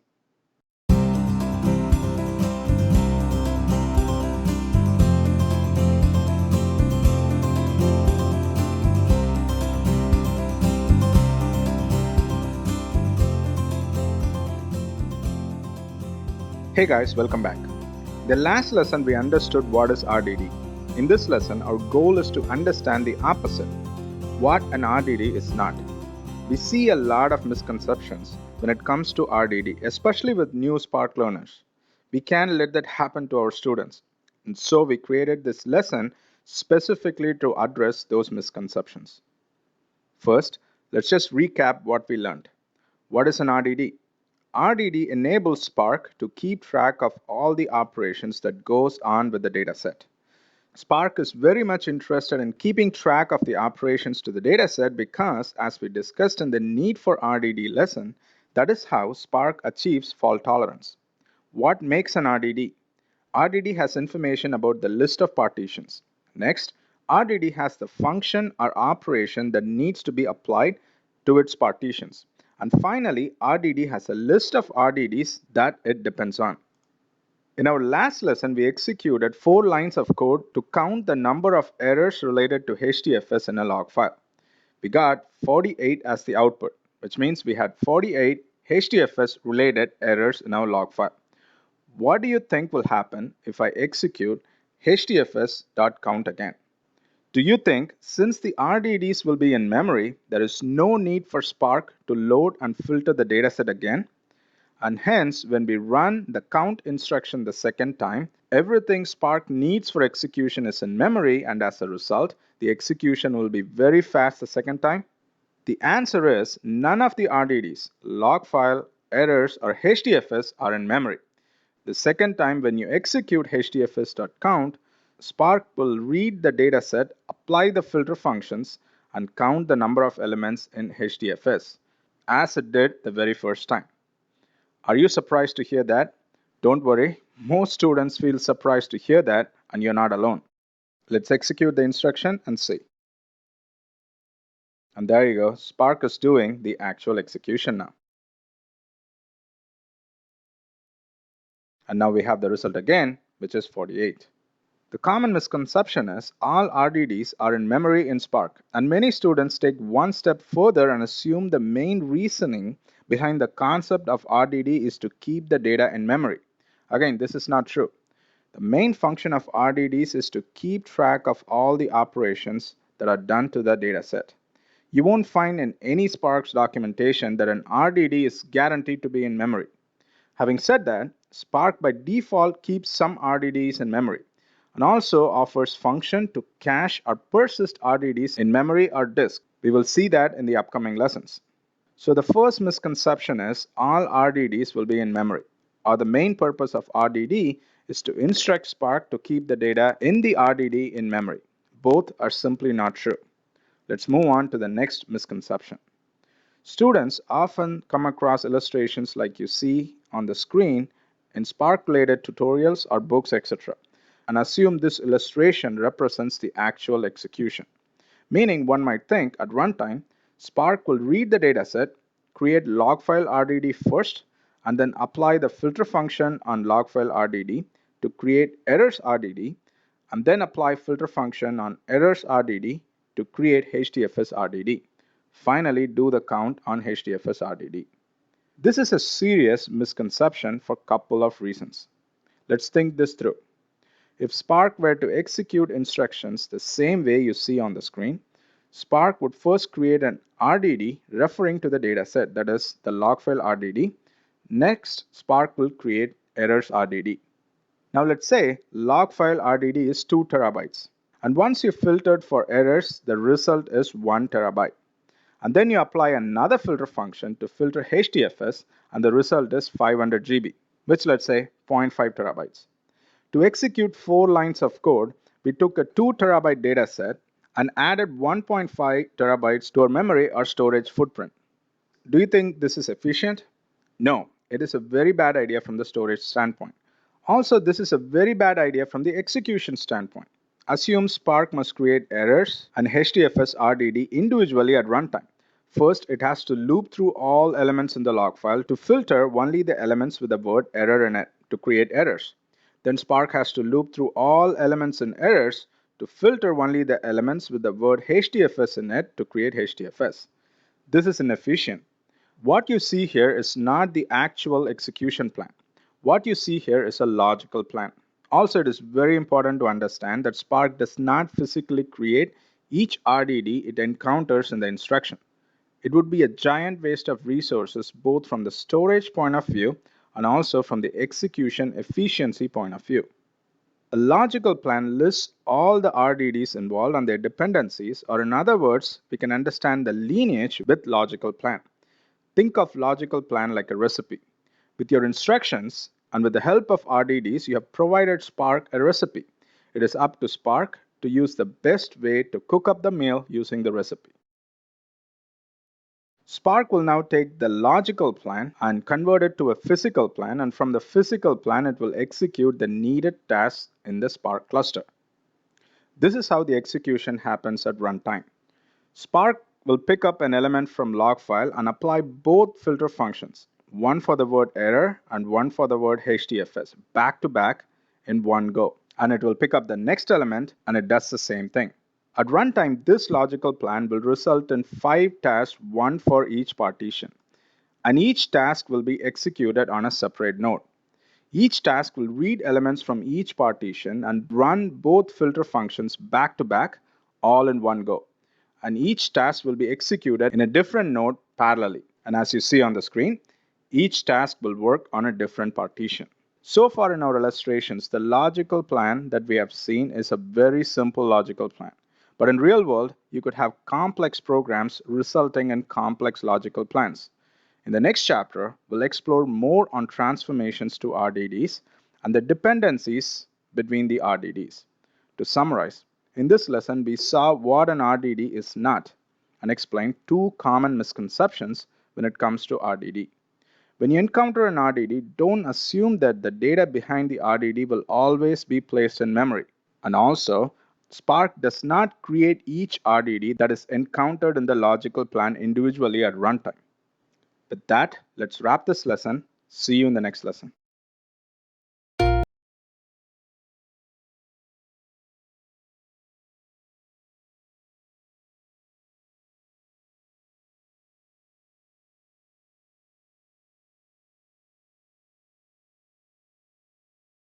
Hey guys, welcome back. In the last few lessons, we got ourselves introduced to RDD. We saw what is RDD, and in addition to that, we saw what are some of the common misconceptions related to RDD. In this lesson, we're going to calculate maximum volume of each stock symbol in our stocks dataset. Our goal in this chapter is to understand the types of operations we can do on RDDs and the possible type of dependencies between RDDs and how the dependencies affect the actual execution of our code in a Spark cluster. At this point, if you're not familiar with Scala, go over the Scala chapter, and especially in that chapter, go over the lesson on Scala functions. Because in this lesson, we're going to look at code written in Scala. Here we have few lines of code in Scala to calculate maximum volume by stock symbol in our stocks dataset. The first line is sc.text file and a location. The location is the location of the stocks dataset in HDFS. What is SC? SC stands for Spark context. We need Spark context to execute something in a Spark cluster. Think of Spark context as our gateway to the Spark cluster, and we have to have a Spark context to submit jobs to a Spark cluster. So to refer to a file in HDFS, we will say sc.text file and the location. Pretty simple, right? When we say sc.text file, a RDD is created. Wondering from where we got the SC from? I'll get that in a bit. In a big cluster, each of the partition or blocks referred by an RDD can be in a different node. So RDD refers to partitions which are distributed across different nodes. For simplicity, we will say partition 1 is on node 1, partition 2 is on node 2, partition 3 on node 3, and partition 4 is on node 4. Our stocks dataset is a little over 400 MB in size, and with a 128 MB block size, the dataset will be stored in 4 blocks. So our stocks RDD will have 4 partitions. Each record in our dataset has the stock symbol, opening price, closing price, high, low, and volume for a given day as comma-separated values. To compute max volume by stock symbol, we need to extract symbol and volume from each record. So next in our program, we apply a map function on the stocks RDD. Map function is applied to each element in our RDD. Right here inside the map function, we have an anonymous function. We take each record or element from stocks RDD and apply split function with the delimiter comma, because individual column values in each records is delimited by comma. And this operation results in an RDD, and we call this RDD splits. Each element in splits RDD will have an array of values. Let's now go back to our illustration. I'm going to zoom in a bit here so that you can see things clearly. In this illustration, you can see the individual elements in the stocks dataset are split into array of values. For example, Apple, 2017, 0610, which is the date, 520, which is the volume, is split into Apple 2017 0610 and the volume. So this element right here became 3 values in an array. Here in this illustration, just to keep things simple, we are only showing 3 column values from each record. That is the symbol, date, and the volume. But in the real stock dataset, each record will have more than 3 column values in addition to the 3 columns that you see here, including high and low for the day, closing price, etc. Next in our program, we apply another map function to get just the symbol and volume from each element in splits RDD. Again, we have an anonymous function. Each element in splits RDD is an array of value. We are interested in symbol and volume from the array, which is in location 1 and 7 respectively in the array. So our anonymous function takes in the array and extracts just the values in position 1 and 7 from the array. And this operation results in a new RDD, and we call it symvol. Each element in symvol RDD now has symbol and value. If we go back to the illustration, you can see symbol now has just the symbol and the volume, that is Apple and 520, which is extracted from the array of values right here. At this stage, we have what we need to calculate the maximum volume by symbol. But the only problem is the information is spread across in 4 different nodes. In our illustration, we can see that symbol and volume for Apple is in partition 1, 3, and 4. So to calculate the maximum volume for Apple, we need to bring all records from Apple from 1, 3, and 4 partitions, which is on node 1, 3, and 4, to a common node. And then we'll be able to calculate the maximum volume. This is a classic reduce operation in MapReduce, which involves a shuffle, where key value pairs for the same key from individual mappers will be sent to the same reducer. So symbol and volume pairs for Apple will go to one reducer, and symbol and volume pairs for Amazon will go to one reducer, etc. Next in our program, we call reduce by key function on symvol RDD, which triggers a reduce operation, resulting in maxvol RDD. Each element in symvol RDD has a symbol and a value, much like a key value pair. Key being the symbol and value being the volume. Let's say we are trying to calculate the max volume for stock symbol Apple. After the shuffle, we'll receive Apple as key and a list of volumes for Apple as the value. From the list of volumes, we will compare 2 volumes at a time to get the max volume from the list. I know the syntax is a little confusing, so let me explain. Here in the illustration, for the sake of clarity, I have broken out what we get as input and what we get as output in each partition in maxvol RDD. The first part is what we receive, and the second part is what we compute. After the computation, maxvol RDD will only have the second part. I've included the first part just for us to visualize what is coming in. So reduce by key will take 2 volumes from the list, pass it on to the anonymous function that we have defined, and our anonymous function will use the max function to calculate the maximum volume of the 2. In our example, GE is assigned to partition 1. We have 4 volumes for GE, 80, 70, 90, and 60. In the first run, reduce by key will compare the first 2 volumes, 80 and 70, and the max of the 2 will be 80. Then something interesting happens. Reduce by key will receive its own output as input for subsequent calls. So in the next call, 80 from the output and 90, which is the third item in the list, will be compared. The max of the 2 will be 90. So 90 will be passed as the input to the next call and will be compared with 60, which is next on the list. Max of 90 and 60 will still be 90. So the max volume for GE will be 90. The same operation will be performed on other symbols as well. Finally, we call collect function on maxvol RDD, followed by for each and println. Collect will instruct Spark to bring all the elements of maxvol RDD, which is symbol and the max volume, to the node where the user is executing the program. And with the for each function, we'll look through all the elements, and println will print the elements on the screen. We now have 5 lines of code to calculate max volume by stock symbol in Spark. If you were to implement the same in Hadoop, with MapReduce using Java, you need a separate mapper, reducer, and driver programs, which will be over 100 lines of code. Here with Spark, we implemented the same with only 5 lines of code. How awesome is that? Now we have the program ready. Let's execute the code in the Spark shell. Let's go ahead and enter the Spark shell first. Here's the command to enter the Spark shell. Spark-shell master spark : //node1 : 7077. The master Spark node in our cluster runs on a node which is named node 1.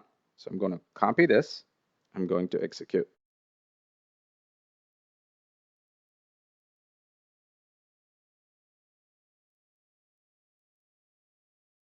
We are now logged into the Spark shell. You can see here Spark shell has created a Spark context and it is referred as SC. And this is what we are referring to in the first line of our code. Spark context is our gateway to the Spark cluster. And we need a Spark context to execute jobs in the Spark cluster. Spark shell is interactive, so let's copy the first 4 lines of code. And let's execute it in the Spark shell.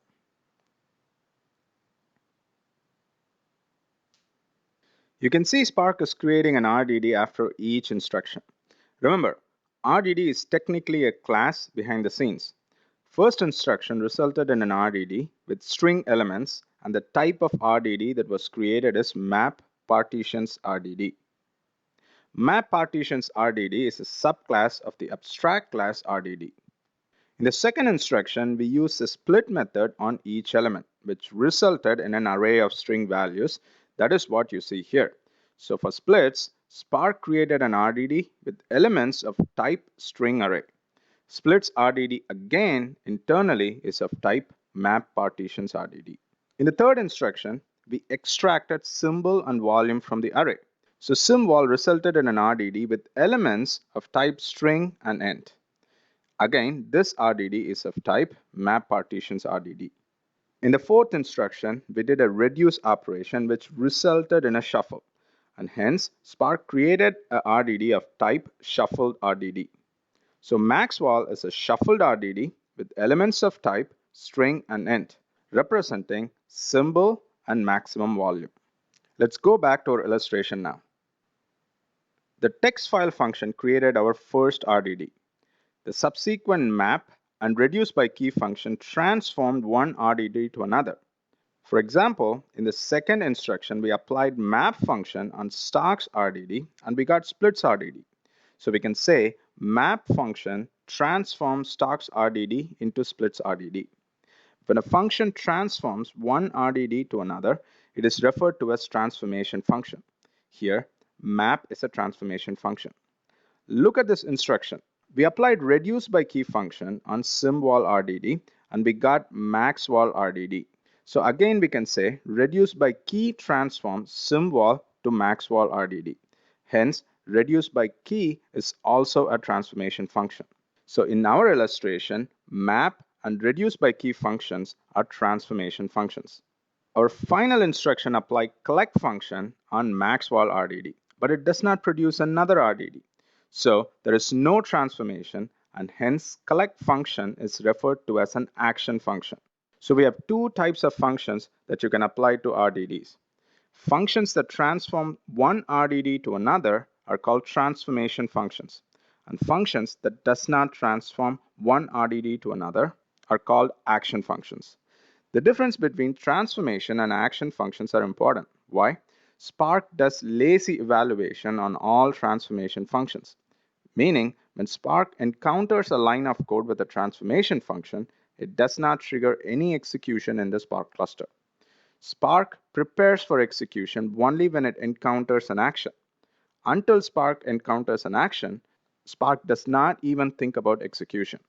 So in our illustration here, Spark will only start to execute when it sees the collect function, because collect function is an action. Now let's go back to our code, copy the last line of code with the collect function and execute it in Spark shell. And this will trigger an execution in our Spark cluster. Let's wait for the execution to complete.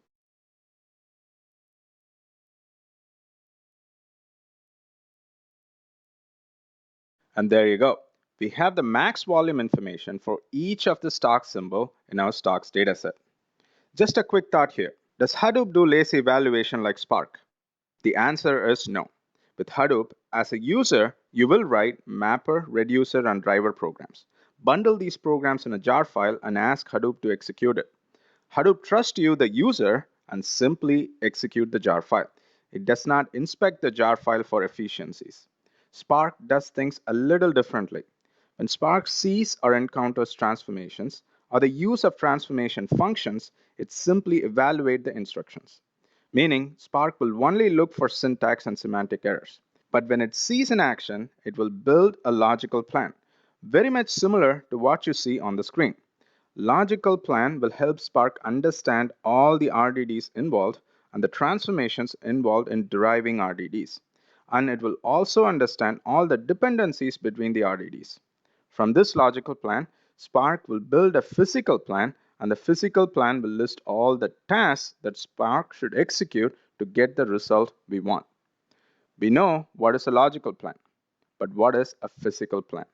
To understand what is a physical plan and how a physical plan helps Spark in the actual execution, we need to look deep to understand the dependencies between the RDDs. And that is exactly what we'll do in the next lesson.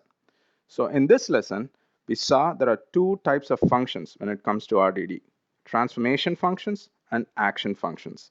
When we use transformation function on an RDD, we are transforming the RDD into another RDD. And Spark will do lazy evaluation when it encounters a transformation function. In other words, Spark does not begin execution when it sees a transformation function. On the other hand, action functions does not transform one RDD to another, and when Spark encounters an action, it will trigger the execution. In the next lesson, we are going to explore more on the dependencies between RDDs. See you in the next lesson.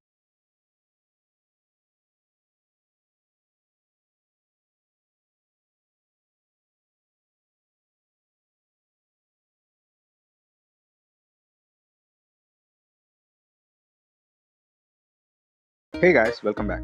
In the last lesson, we talked about lazy evaluation in Spark. Spark only evaluates the code or instructions involving transformation functions, and it does not think about execution until it sees an action. When Spark encounters an action, it creates a logical plan, followed by a physical plan, and then the physical plan is used to derive the task needed for execution. And the actual execution of the task starts. A logical plan would look something like you see on the screen. What is a physical plan then? Physical plan is more like a blueprint for execution. It tells us and also Spark how to execute the program. It will give us insights on how many tasks are involved in execution and how the tasks are dependent on each other. To understand how a physical plan is created, we need to understand the dependencies between RDDs in detail. Here in the illustration, you can see the dependencies between RDDs. Right away, you can see the difference in dependencies between splits and symvol and maxwal RDDs. The dependencies between splits and symvol is one-to-one, meaning each partition in symvol RDD is dependent on one partition in splits RDD, and this is referred to as narrow dependency. Whereas you can see that one partition in maxwal depends on multiple partitions in symvol RDD. And this type of dependency is referred to as wide dependency. There are some subtle nuances to dependencies that we want you to understand. We at Hadoop in Real World like to use simple examples to illustrate some in-depth details. So with that spirit, let's look at an example. Assume you're in need of $100 and you have only one friend who has exactly $100, which is exactly what you need. You depend on everything your friend had. That is, you borrowed the entire $100 your friend had. This type of dependency is referred to as narrow dependency. Now let's talk about another scenario. Again, this time you're in need of $100. And this time you have not one but four friends. And each of your friends has $100 each. You decided to borrow $25 from each one. So this time you depend partially on each friend. This type of dependency is referred to as wide dependency. So far clear? Now let's say this time you're in need of $100 and you have four friends, except this time each of your friends has only $50 each. So you decided to borrow $50 from the first two friends. Now answer this. Is this a narrow dependency or wide dependency? We always ask this question in interviews, and we get the wrong answers more than 60% of the time. What do you think the answer is? This is a narrow dependency. Whenever you're trying to decide between narrow or wide dependency, ask this question. When you depend on someone or even more than one person, do you depend on everything they have? If the answer is yes, then it is a narrow dependency. In this case, you depend on more than one friend, but you depend on everything they have, making this a narrow dependency. Narrow dependency is all or nothing scenario. If you depend on someone but only a portion of what they have, then it is a wide dependency. The reason many think that this illustration is a wide dependency is because you are dependent on more than one friend. So they immediately think it is a wide dependency. The important thing to understand is you can still have a narrow dependency even when you depend on more than one friend, as long as you depend on everything they have. Let's now translate our understanding about narrow and wide dependency to RDDs and partitions within RDD. Let's take two RDDs, stocks and splits. Split is dependent on stock. We can also say splits RDD is a child of stocks RDD. Both splits and stocks have four partitions each.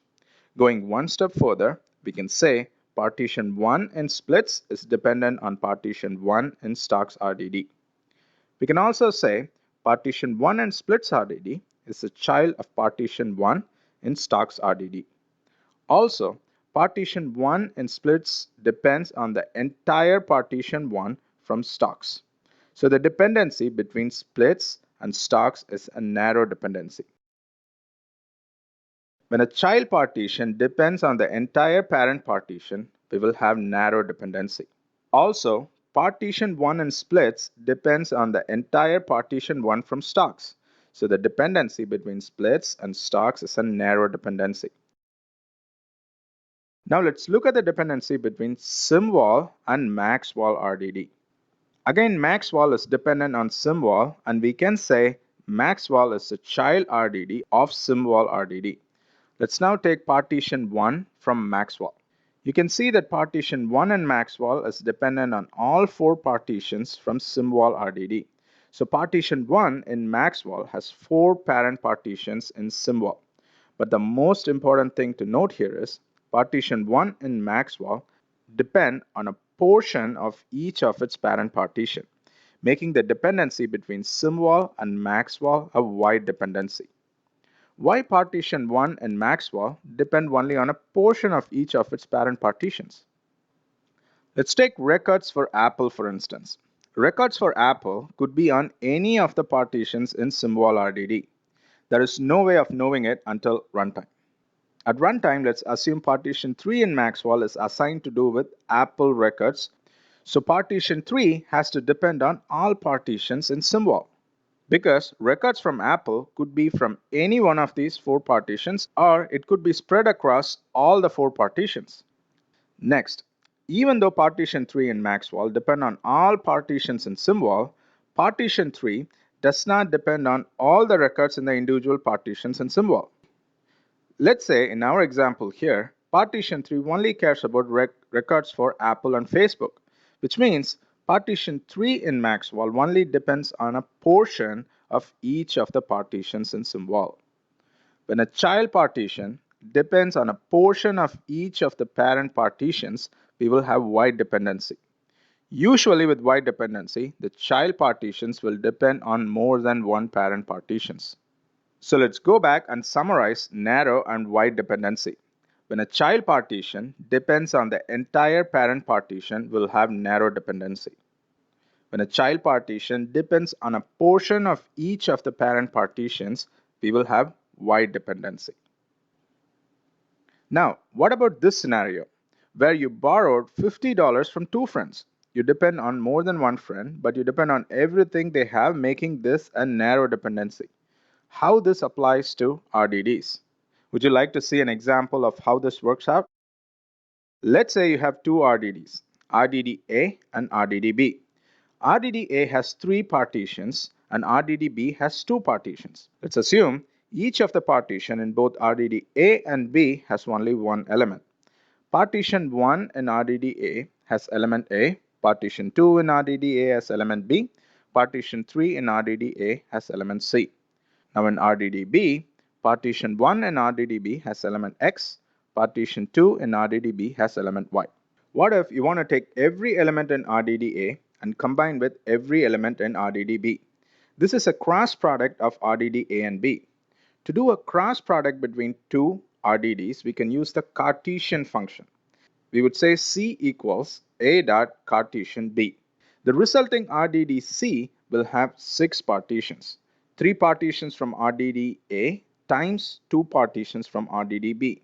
So 6 partitions in total. Here is how the output will look like. Every item in RDD A will cross with every item in RDD B. So A is crossed with X and Y, B is crossed with X and Y, and again C is crossed with X and Y. If you look at the dependency casually, it will look like a wide dependency. And that is where most people get it wrong. Let's look at the illustration closely. Partition 1 in RDDC depends on partition 1 in RDDA and partition 1 in RDDB, which means partition 1 in RDDC has 2 parent partitions. Just because you see more than one parent partition, do not fall into the trap of thinking that this is a wide dependency. You can still have a narrow dependency when you have more than one parent partitions.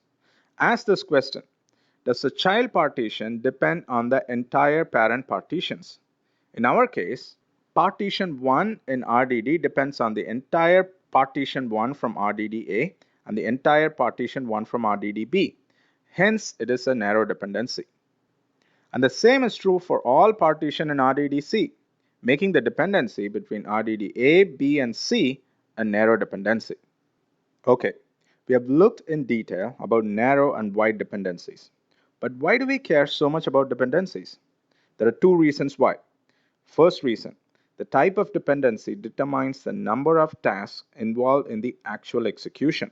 Or in other words, dependency plays a major role in creating a physical plan. And Spark uses the physical plan as a blueprint to execute our program in the cluster. The second reason is an important one. The type of dependency has an impact on fault tolerance, which means dependency affects how we recover from failure. In the next lesson, we are going to look at both of these reasons in detail. So to summarize, in this lesson, we looked at 2 types of dependencies between RDDs, narrow and wide dependency. We looked in detail on how to identify and differentiate between narrow and wide dependency. Finally, we touched on 2 important reasons why dependencies are important. We'll talk about the reasons in detail in the next lesson. See you in the next lesson.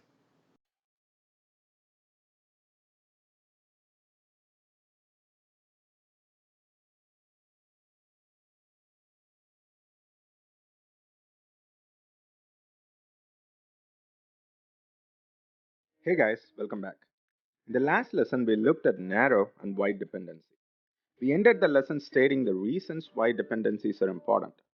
The type of dependency determines the number of tasks involved in an actual execution. And the second reason is that the type of fault tolerance. We are going to discuss both those reasons in detail in this lesson. Okay, let's get started.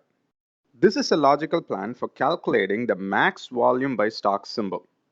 Our goal is to understand how dependency play a role in determining the number of tasks. To understand that, we need to answer how this logical plan gets translated into tasks. A task is nothing but a piece of execution. Put yourself in the shoes of Spark creators. Now take a look at the logical plan. How would you break up this plan into tasks? How many tasks do you think you need to execute this plan? Any ideas? Pause the video and give it some thought. Alright, we could consider each arrow that we see in the plan as a task. So we will have 4 tasks between blocks and stocks RDD, 4 tasks between stocks and splits, and 4 tasks between splits and symbol. In this case, task 5 for instance will work on partition 1 from stocks RDD and apply split function on all the elements to form partition 1 in splits RDD. Task 10 for instance will work on all elements on partition 2 of splits RDD and fetch just the symbol and volume to form partition 2 of symbol RDD. Shuffle in this case could get really messy with this approach. as we have each partition in Maxwell RDD depend on multiple partitions in Symvol RDD. So we will end up with a lot of tasks. Do you see any problem with this approach? The most obvious problem with this approach is the number of tasks. Even if we don't consider the number of tasks we need to execute the shuffle, we need 12 tasks. That's too many tasks to manage. And not only that, each task would generate intermediate data, and we need to store and keep track of all intermediate data somehow. So this approach has memory or storage challenges. This approach will also take a heavy hit on performance. Because, for instance, to create partition 1 in splits RDD, we have to loop through all the elements in partition 1 in stocks RDD. And then again, to create partition 1 in Symvol RDD, we have to loop through again all the elements in partition 1 in splits RDD. It just seems redundant, doesn't it? Clearly, this approach is not efficient in terms of memory or storage utilization, and not also efficient when it comes to performance. So let's just scrap this approach. Could you think of any other approach? The problem with the approach we just discussed is that there are too many tasks. So think of an approach where we can have less number of tasks. Here is a thought. How about if we work from backwards? We know we have 4 partitions in the final RDD, which is the Maxwell RDD. So what if we have 4 tasks? Task 1 will take care of all executions to create partition 1 in Maxwell RDD. That is from stocks RDD all the way to the Maxwell RDD. Follow the black arrows to track task 1. Similarly, task 2 will take care of all executions to create partition 2 in Maxwell RDD. At runtime, we will have 4 tasks, tasks 1 through 4, and all 4 tasks could be executed in parallel. At runtime, task 1 could be executed on node 1, for instance, task 2 on node 2, etc. Compared to our previous approach, we went from 12 tasks to 4 tasks, and this is good. And since we have less number of tasks, we don't have to deal with a lot of intermediate data. Do you see any problems with this approach? We went from one extreme to another. That is, we went from many tasks to very few tasks. The problem with this approach is each task will now have to do a lot more. And this might be okay for a small logical plan like the one we are seeing, but certainly be a problem for complex, bigger plans. But there is also another bigger problem. We know that the dependency between Symvol RDD and Maxwell RDD is a wide dependency, meaning each partition in Maxwell RDD has multiple parent partitions in Symvol RDD, and each partition in Maxwell depends on a portion of its parent partitions in Symvol. For instance, at runtime, let's say partition 1 in Maxwell is assigned to deal with records for symbol Apple. Let's say we have records for Apple in all 4 partitions of Symvol RDD. So this means we need to copy Apple records from partition 2, 3, and 4, which reside in node 2, 3, and 4, to partition 1 in Maxwell, which reside in node 1. What are we talking about here is a classic shuffle operation. This is very important. Wide dependency always result in a shuffle operation.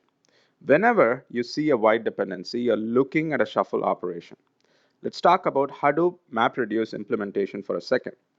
Hadoop MapReduce implementation has 3 phases: map, shuffle, and reduce phases. Mappers do their thing in map phase, reducers do their thing in reduce phase. And the shuffle phase is when the data needed for the reducer gets transferred from mappers to the reducers. There are clear segregation of duties in each phase, which makes the design simple. When you have a simple design, the technical implementation is also simple. Let's look at our design here. Task 1 is executed on node 1, and task 1 is doing end-to-end execution, including the shuffle. There is no segregation of duties. Same is true for tasks 2, 3, and 4 as well. So if we go by this approach, the design is not as simple and elegant as Hadoop's MapReduce implementation. When the design is not simple, the technical implementation will also be not simple. So here are the problems with this approach. Very few tasks, and our design is not simple, which will complicate the technical implementation. So this is what the Spark creators did. Whenever a wide dependency was encountered in the plan, they broke the execution chain. So white dependency will also become the task execution boundary. In our plan, we have white dependency between symvol and maxval RDD. So we divide the execution into two parts, and Spark refers to these parts as stages. For this logical plan, we'll end up with two stages, stage 0 and stage 1. Now let's draw out the tasks involved in each stage. Let's start with stage 0. To get partition 1 and symvol, we need to compute partition 1 and splits. To compute partition 1 and splits, we need to compute partition 1 and stocks. If you think about it, we have combined all the narrow dependencies together. Spark uses zero-based index, so the first task will be task 0. We will have 4 tasks in stage 0. Task 0, 1, 2, and 3. Let's move on to stage 1. We have only one RDD in stage 1, named maxval, and 4 partitions in the RDD. So we will have tasks 4, 5, 6, and 7. So 4 tasks in stage 0 and 4 tasks in stage 1, a total of 8 tasks. Here with this approach, we don't have too many or too little tasks. We have the right number of tasks this time. Also, we have used white dependency as our task execution boundary, which has simplified the design, which means the technical implementation will also be simple. If you haven't realized already, dependencies play a major role in planning out the execution. Wide dependencies are used to create stages, and narrow dependencies are used to create tasks. Wide dependency triggers a shuffle operation, and wide dependency act as a task execution boundary, splitting the execution into stages. Inside a stage, all the narrow dependencies across partitions are grouped together as tasks. This concept of grouping all continuous narrow dependencies into tasks is called pipelining. Pipelining is a powerful concept which is one of the main reasons behind the efficiencies in Spark. Let's take a closer look. We'll first look at the scenario without pipelining. Task 1 will read block 1 and creates partition 1 and stocks, and then apply split function on partition 1 and stocks to create partition 1 and splits, and then loop through all the elements again to extract the symbol and volume from partition 1 and splits to form symbol. Without the use of pipelining, this is how we will have to process. And this is very inefficient. With this approach, the task has to loop through the elements in the partitions 3 times. Instead, with pipelining, task 1 takes record 1, split the record, extracts symbol and volume back to back. You see the execution is pipelined.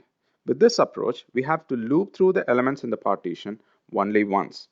Now imagine we have 10 RDDs in a narrow dependency, and a partition has about million elements. Pipelining execution will have tremendous performance benefits here. This whole illustration is a job that would be executed in a Spark cluster. This job has 2 stages.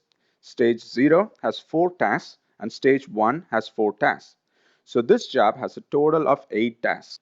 And what we see here is the physical plan, which acts as a blueprint for execution.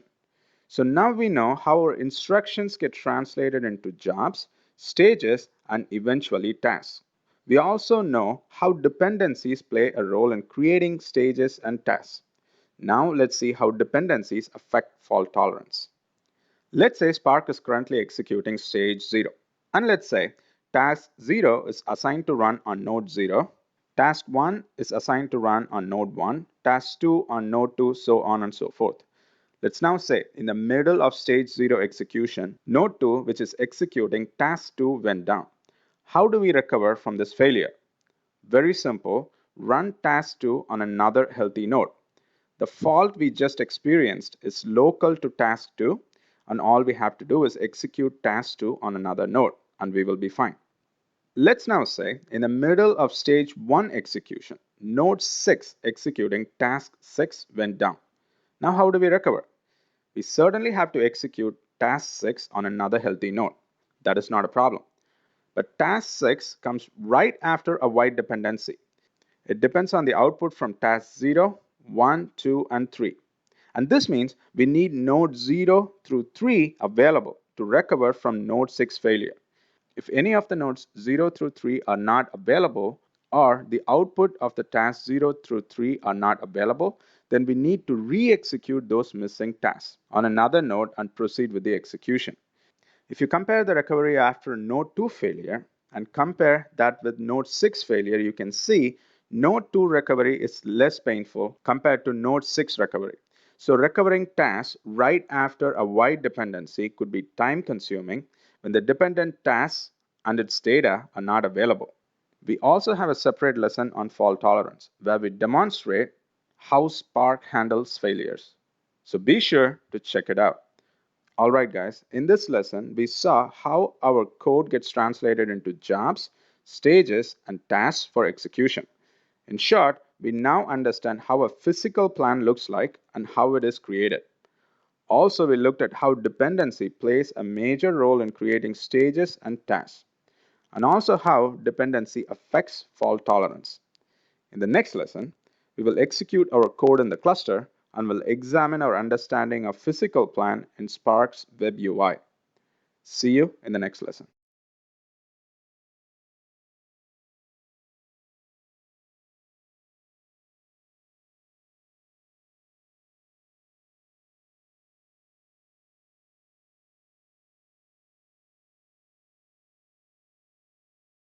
In the last lesson, we saw how our program gets translated into jobs, stages, and tasks.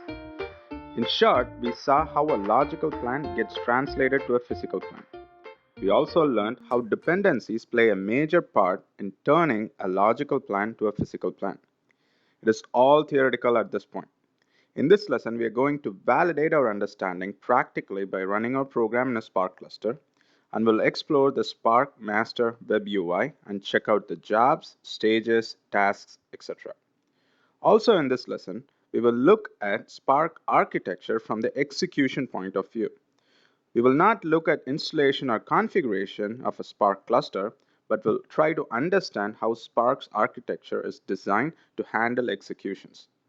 Alright, are you excited to learn all that? Let's get started. Here is the Spark Master Web UI. 192.168.56.101 is the node where the master node for my Spark cluster is running. And to go to the Master Web UI, we have to give the node name or the IP address of the master and the port 18080. I have here a simple 3-node Spark cluster. Spark has a master worker architecture. The master oversees all the workers. We have installed the Spark worker services on the same nodes as Hadoop data nodes. The data for our execution resides in HDFS, so at runtime, the worker nodes will read the data from HDFS. Each worker node in our cluster has 4 CPU cores and close to 3 GB of memory each. We have 2 more sections on the screen, running applications and completed applications. What are applications? In the last lesson, we did not talk about applications. So let's see what an application is. Let's log in to our Spark shell first. So here is the command to enter Spark shell. Enter.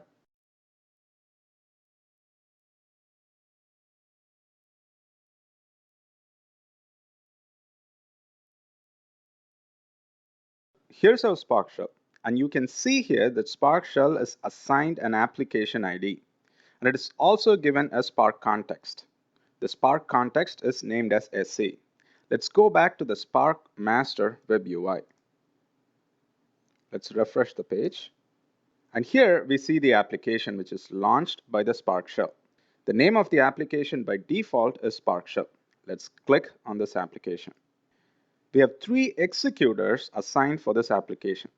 Executors are processes which execute our tasks at runtime. Executors run on worker nodes. In our case here, we have 3 executors running on each one of our worker nodes. And each executor is assigned 1 GB of memory and 4 CPU cores each to work with. And here is an illustration. And this is how it looks like. We have 3 worker nodes and each executor is assigned to a worker node.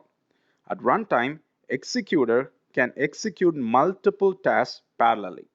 Let's now go ahead and execute our max volume program. Let's copy the first 4 lines of code. I'm going to copy. I'm going to paste.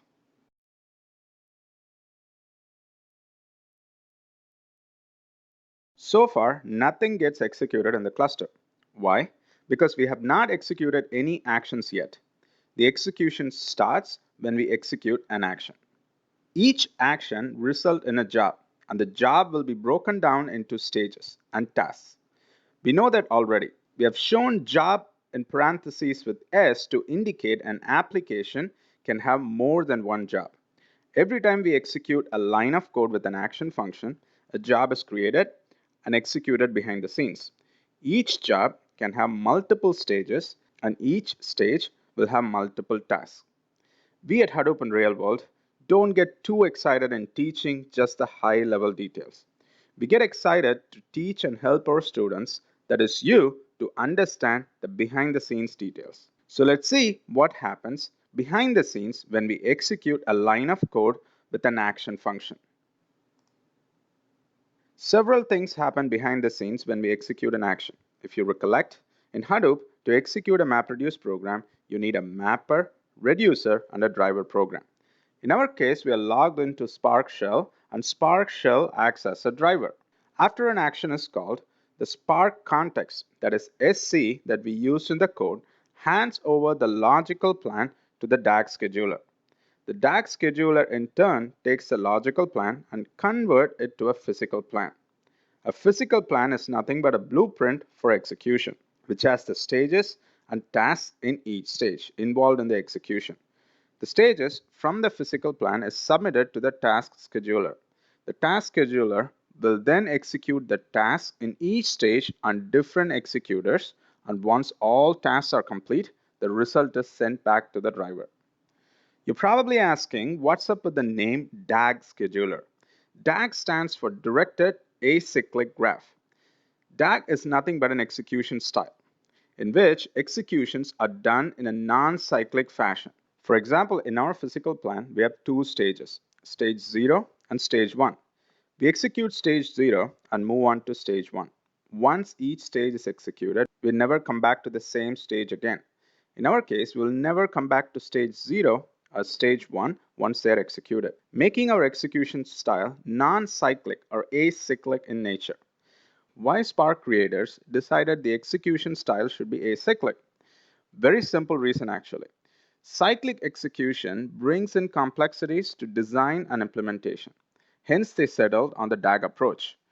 G in DAG stands for graph. Graph as in, you plot a series of items and connect them together. Here, the stages are connected together. In a complex graph, you could have multiple stages connected together to form a series of execution. Spark execution architecture is very well designed. The execution is well modularized. Translating the logical plan to stages and tasks is done by DAG scheduler.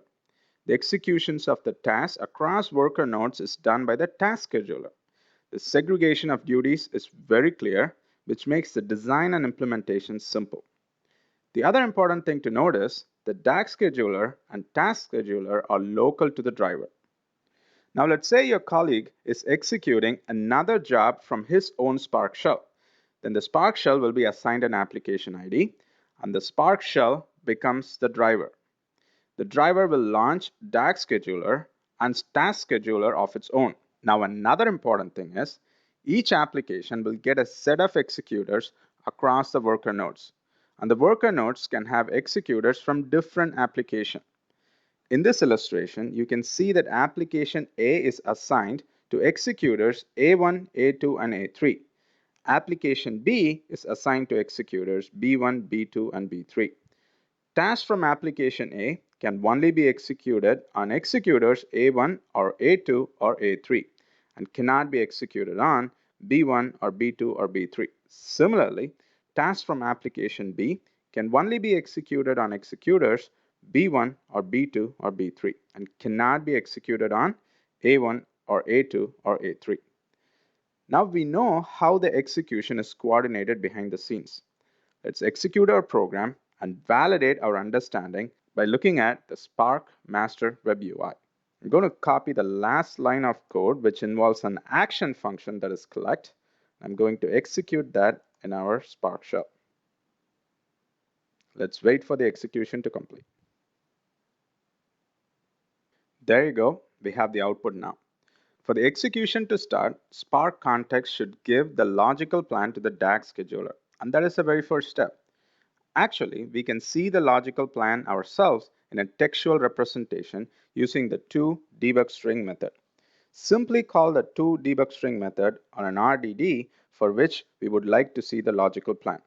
Let's say maxwall dot toDebugString. Here we can see the logical plan in a textual format. You can see that the text file function is used, followed by the two map functions, one to do the split, another to extract the symbol and volume. Finally, we call reduce by key to group the symbols. Once we execute an action, the logical plan will be sent to the DAG scheduler, and DAG scheduler will create jobs, stages, and tasks. And the DAG scheduler will then pass on the stages to the task scheduler for execution. The task scheduler will then execute the individual tasks on executors. We have already looked at the physical plan for our job, and this is how it looks like. We will have 2 stages and 4 tasks in each stage, so 8 tasks in total. Okay, let's now go back to the Spark UI. Let's now click on the Application Detail UI link. Here we can see one job in completed status. And this is our job which just got executed. You can see here there are 2 stages and 8 tasks in total, and they're all completed. Let's click on the job. Nice thing about Spark UI is that you can visualize the DAG, and here is the DAG visualization for the job. We have 2 stages, stage 0 and stage 1, and you can see what is done in both stages. There are 3 functions in stage 0, text file and 2 map functions, and in stage 1 we have reduce by key function.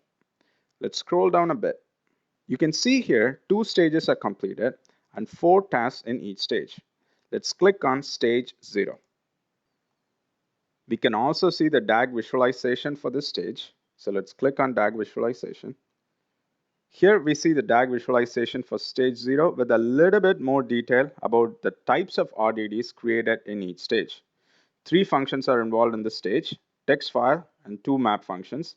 And the map functions created RDD of type map partitions RDD. Let's scroll down a bit and we'll see a lot of metrics.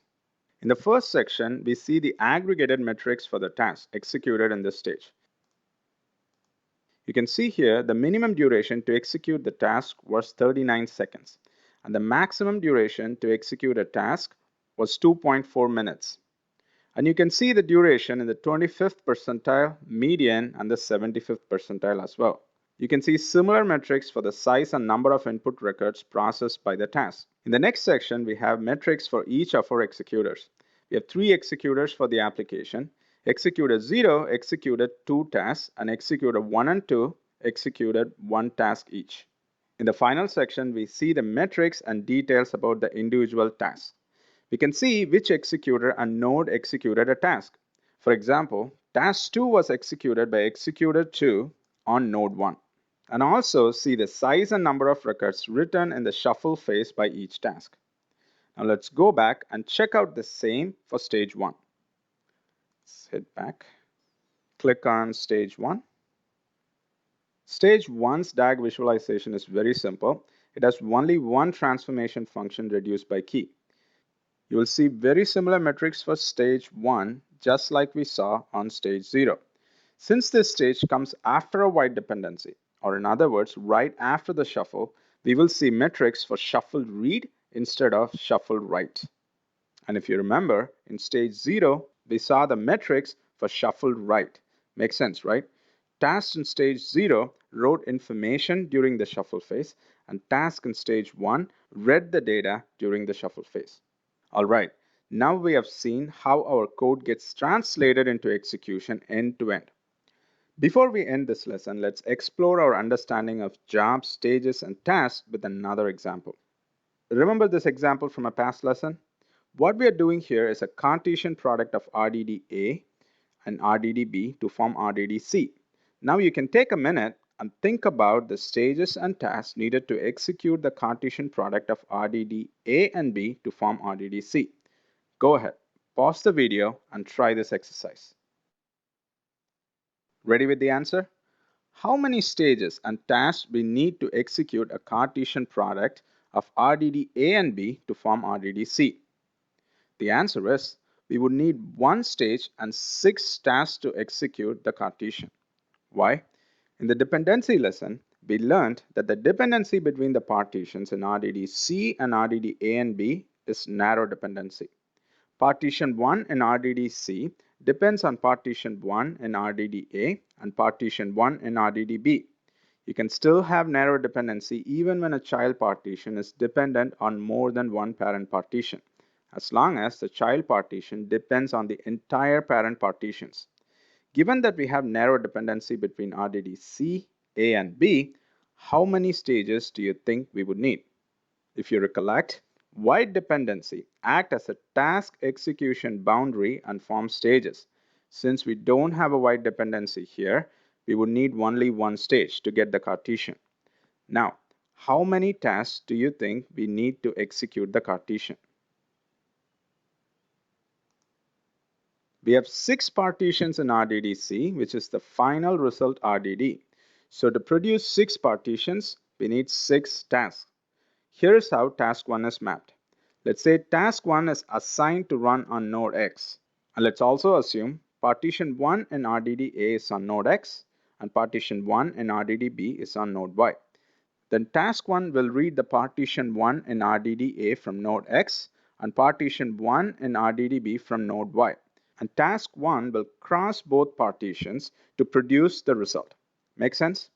Other 5 tasks are also executed in the similar fashion.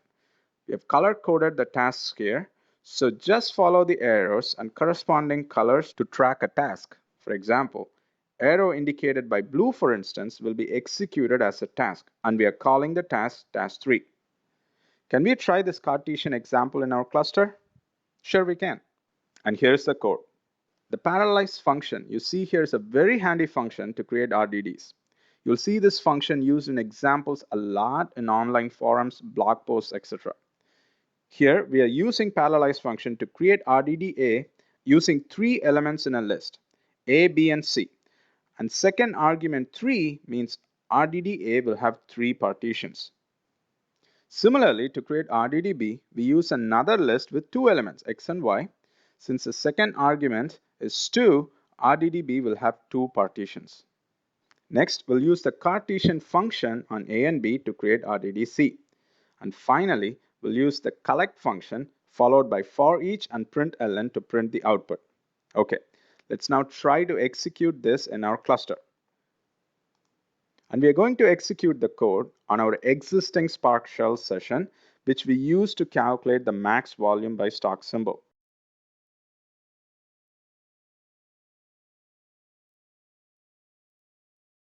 Let's hit enter. And there you go. We now have the output as expected.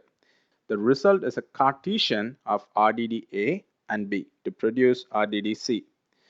The action collect here that we executed in the last line will result in another job in our current application.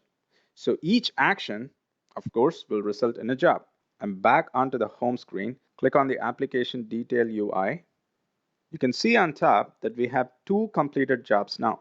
Remember, the index in Spark starts from 0. Job with ID 1 is for the Cartesian function. So let's click on job with ID 1. We have 1 completed stage here. The IDs for stages and tasks don't reset between jobs. So the stage ID that is assigned for our stage for this job is stage 2. Since we had stage 0 and 1 for job 0, that is our previous job. The DAG visualization is simple. We have 2 parallelized function and a Cartesian function. At the bottom, you can see we have 1 stage with ID 2 and 6 tasks in the stage with completed status. Now let's click on the stage. Here is the DAG visualization for the stage. 2 parallelized function and a Cartesian function. You can also see the type of RDD that is created. Parallelized collection RDD is created for parallelized function, and Cartesian RDD is created for the Cartesian function. Again, at the bottom, we see a bunch of metrics. The metrics and the information that we see here is very similar to the stages we have seen before. That is it, guys. In this lesson, we saw how our code gets translated into execution. We also saw the different processes like DAG scheduler, task scheduler that are involved in the execution and how they interact at runtime during execution. Finally, we explored Spark Master UI for max volume by stock symbol and Cartesian examples. With that, let's wrap this lesson. See you in the next lesson.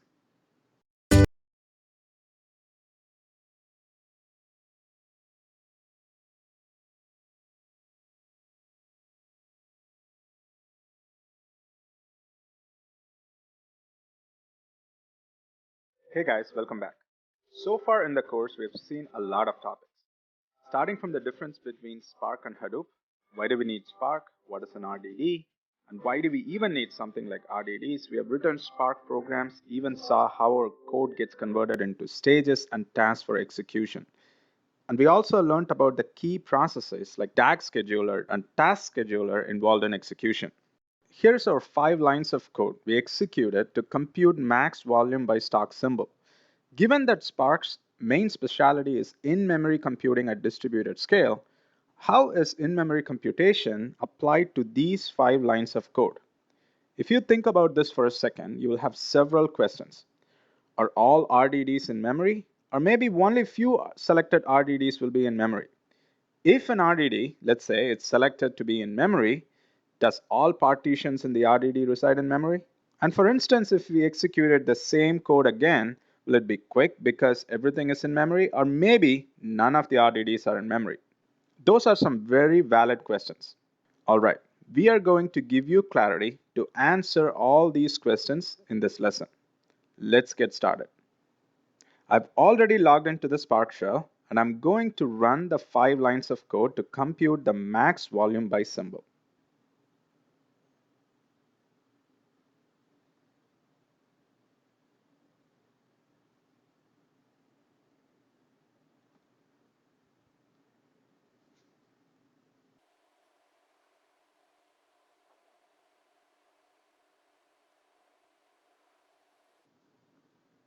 We have the result now. Let's start with a very simple question.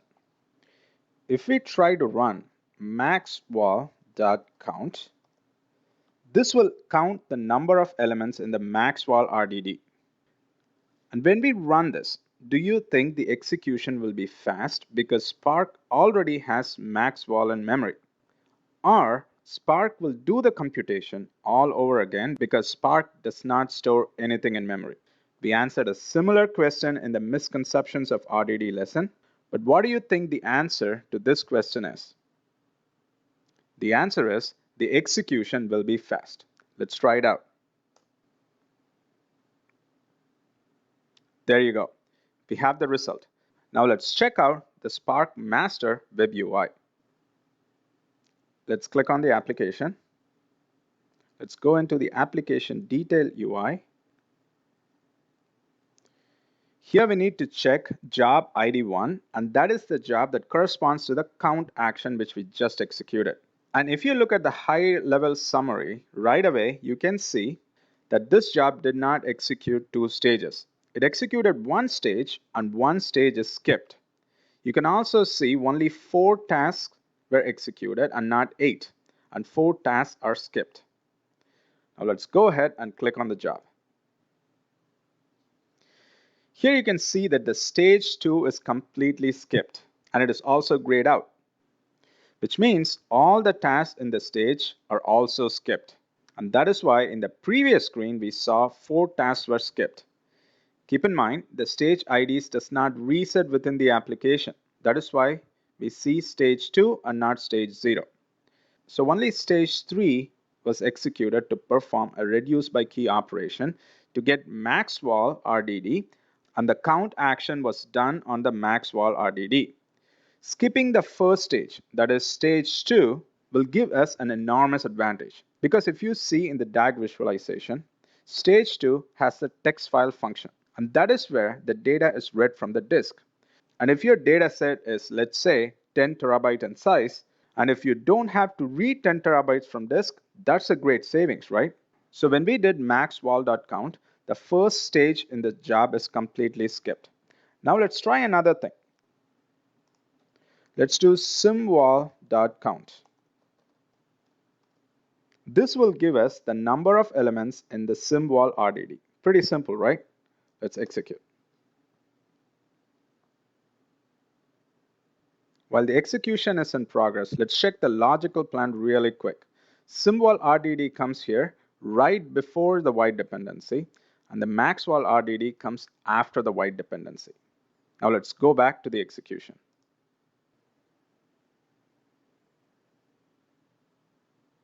We said when we did the maxwall.count, the execution will be fast. Now let's assume that maxwall was cached in memory. And if maxwall is cached in memory, symbol should also be in memory. And this means the execution should be quick, right? What do you think? Now that we have the result, let's go back to the Spark Web UI. Let's click on Jobs. Here is the latest job that we ran, job ID 2. And there is only one stage in the job and no stages were skipped. Why only one stage?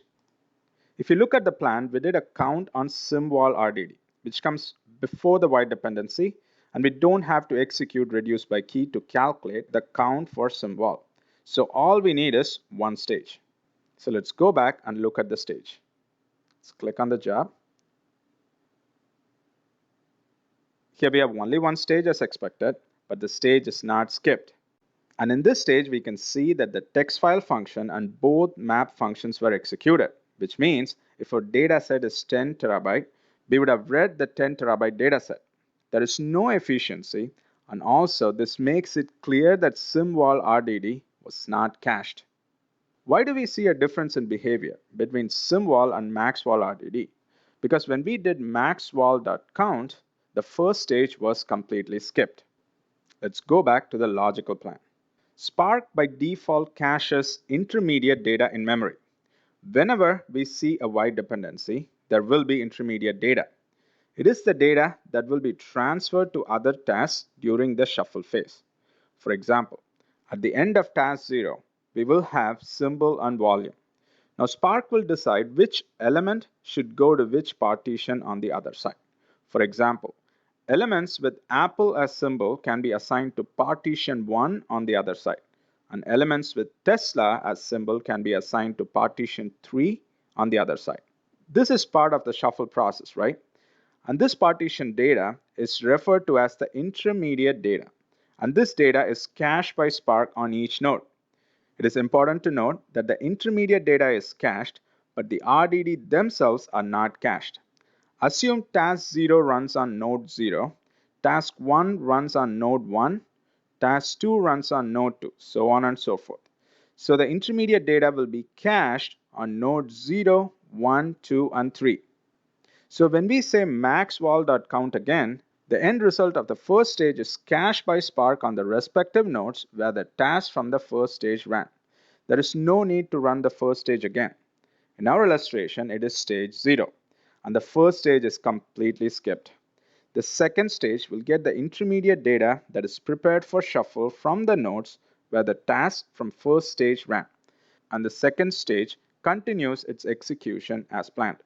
So if we have a 10 terabyte data set, just imagine the efficiency we will get. We don't have to read the data set again at all. Now you can appreciate the power of Spark. With Hadoop, for instance, let's say you wrote a MapReduce program to calculate maximum volume. You executed the job and now you have the output. You would now like to do a count on the final data set, just like the maxwall.count. In that case, you would have to write another MapReduce program, and Hadoop does not leverage anything from the first execution. In fact, Hadoop doesn't even remember your first execution. And this is where Spark is different from Hadoop, because Spark can cache data between execution. When we issued symbol.count, the text file function and both map functions were called, which means if our data set is 10 terabytes, we would have read the 10 terabyte data set. That's not efficient, right? And why do you think this is the case? As I mentioned a minute ago, by default, Spark caches the intermediate data and not the RDD themselves. So symbol is not cached, and hence when we set symbol.count, it has to read the dataset and apply all transformations and finally get the count. When you're doing interactive analysis with your dataset, you may have to do a lot of ad hoc operations on your dataset. For example, at first, you may want to just look at the contents of symbol And upon looking at the result, you may want to filter some records out of SymVol. And upon looking at that result, you may want to count the number of elements in SymVol. That's 3 operations.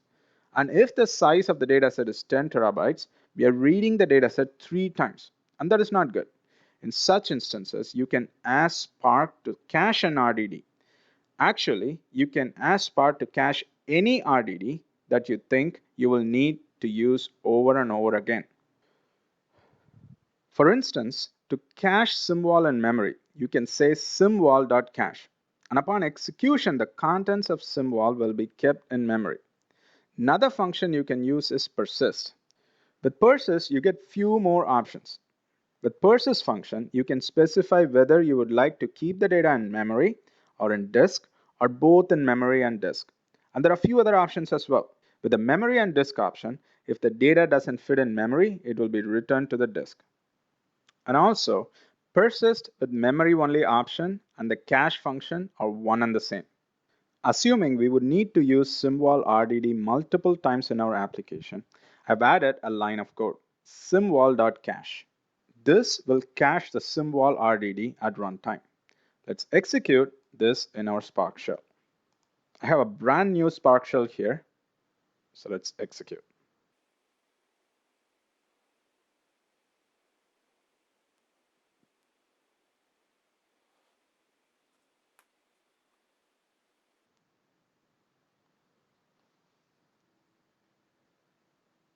We have the result now. Let's go back to the Spark Web UI. Let's go back to the home screen. Click on the application that is running. Click on the application detail UI. We have one job here, so let's click on the job.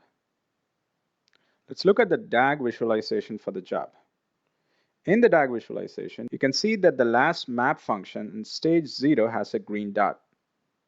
So let's click on stage 0. The second map function in our code creates a SymVol RDD. The green dot indicates that SymVol RDD is cached. So now SymVol is cached on the nodes where the task ran. In our illustration, partition 1 of SymVol is cached by task 0 on node 0 if task 0 ran on node 0. Similarly, partition 2 of SymVol is cached by task 1 on node 1 if task 1 ran on node 1. Let's now run symvol.count again. Symvol.count. And this time the result came back quick. Let's look at the UI. And here's the UI. Let me click on jobs again. And there you go. This is our new job, job ID number 1. Let's click on the job. We have one stage for this job, and the stage has 4 tasks. We have 4 tasks because we have 4 partitions. Let's click on the stage. Here you can clearly see that the map partitions RDD is marked in green.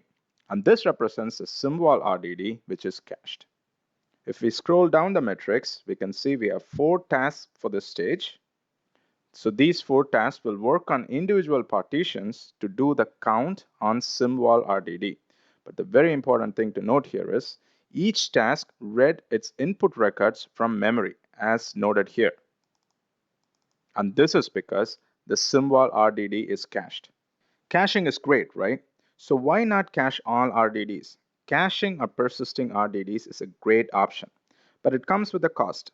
Memory or RAM does not matter how much you have, it is a limited and expensive resource. So you need to pick and choose which RDDs you want to cache.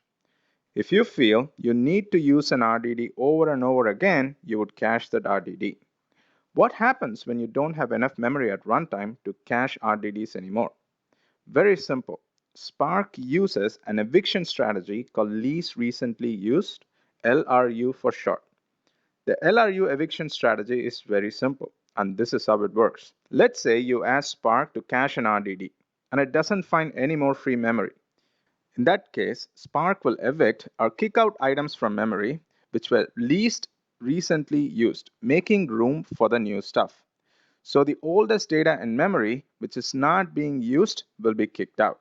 Finally, you could also call the unpersist method on an RDD to uncache or unpersist the data to free up space if you feel like you won't be using that RDD anymore. That is it, guys. In this lesson, we saw how in-memory computation is applied at runtime to the code we write. We saw intermediate data in Spark is cached by default.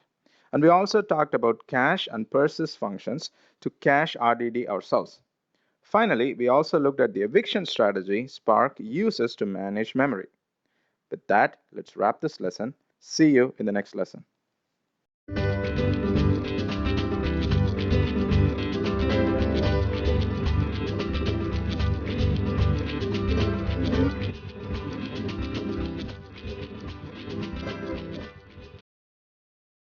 Hey guys, welcome back.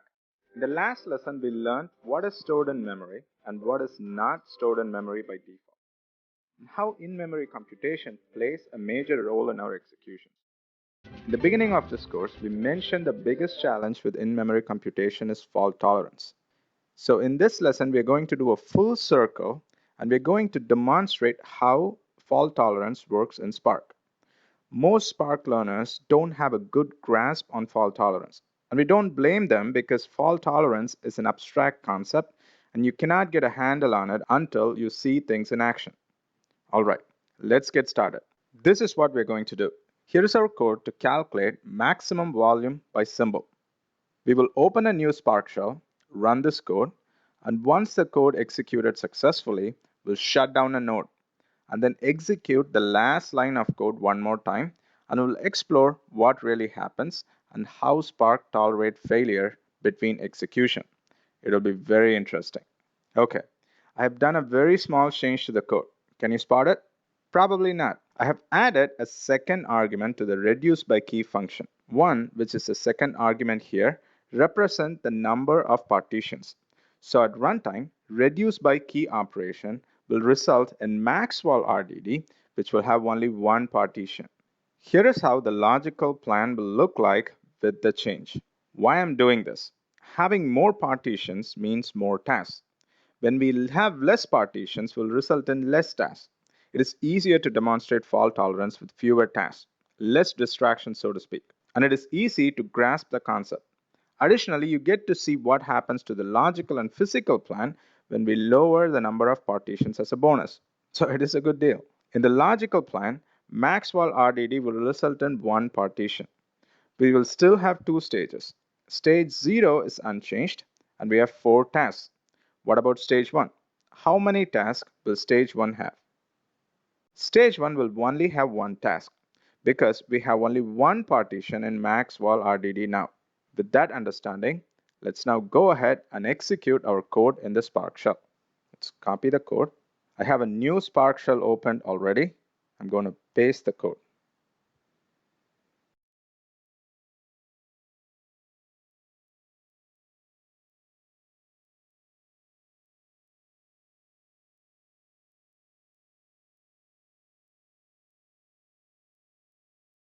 We have the output now. Let's now look at the Spark Web UI. I'm looking at the application details screen.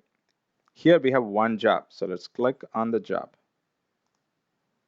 As expected, we have two stages for this job. Stage 0 has 4 tasks and stage 1 has 1 task. So 5 tasks in total, exactly what we expected. Let's now look at the plan again. Assuming task 0 through 3 ran in nodes 0 through 3.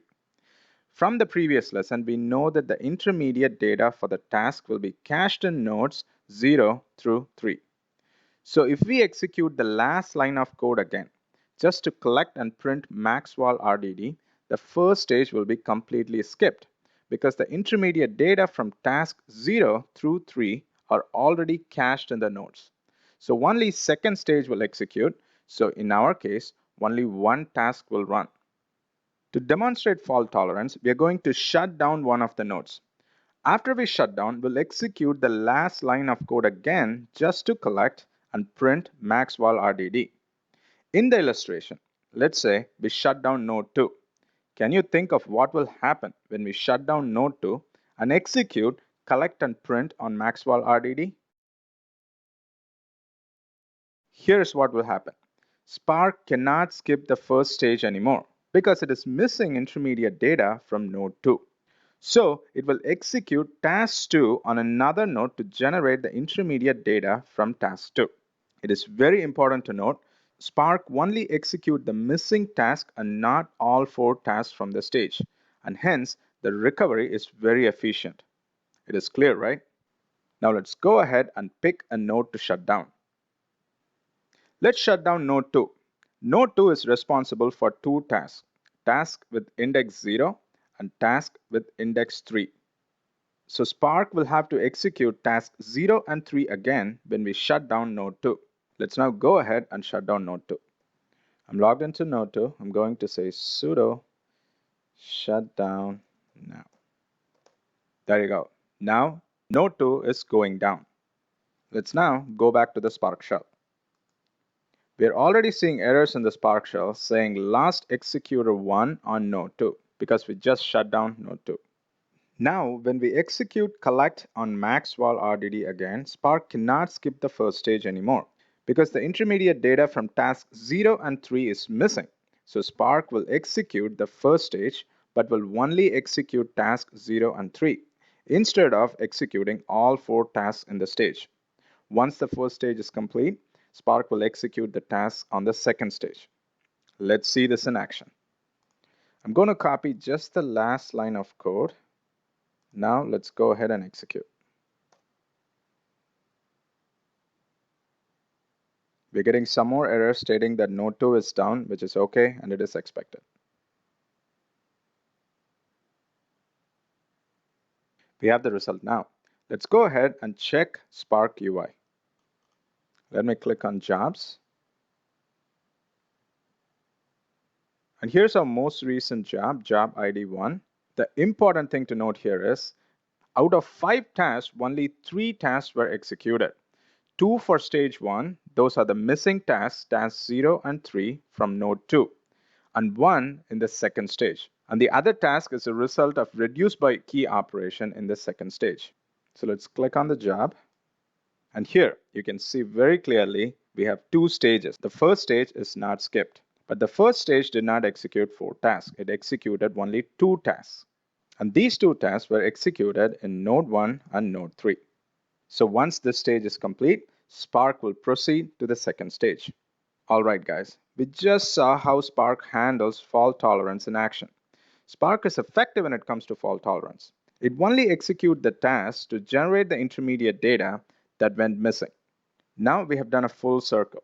We now not only know how to work with Spark and how in-memory computation works in Spark, we also have a very good understanding of fault tolerance now. With that, let's wrap this lesson.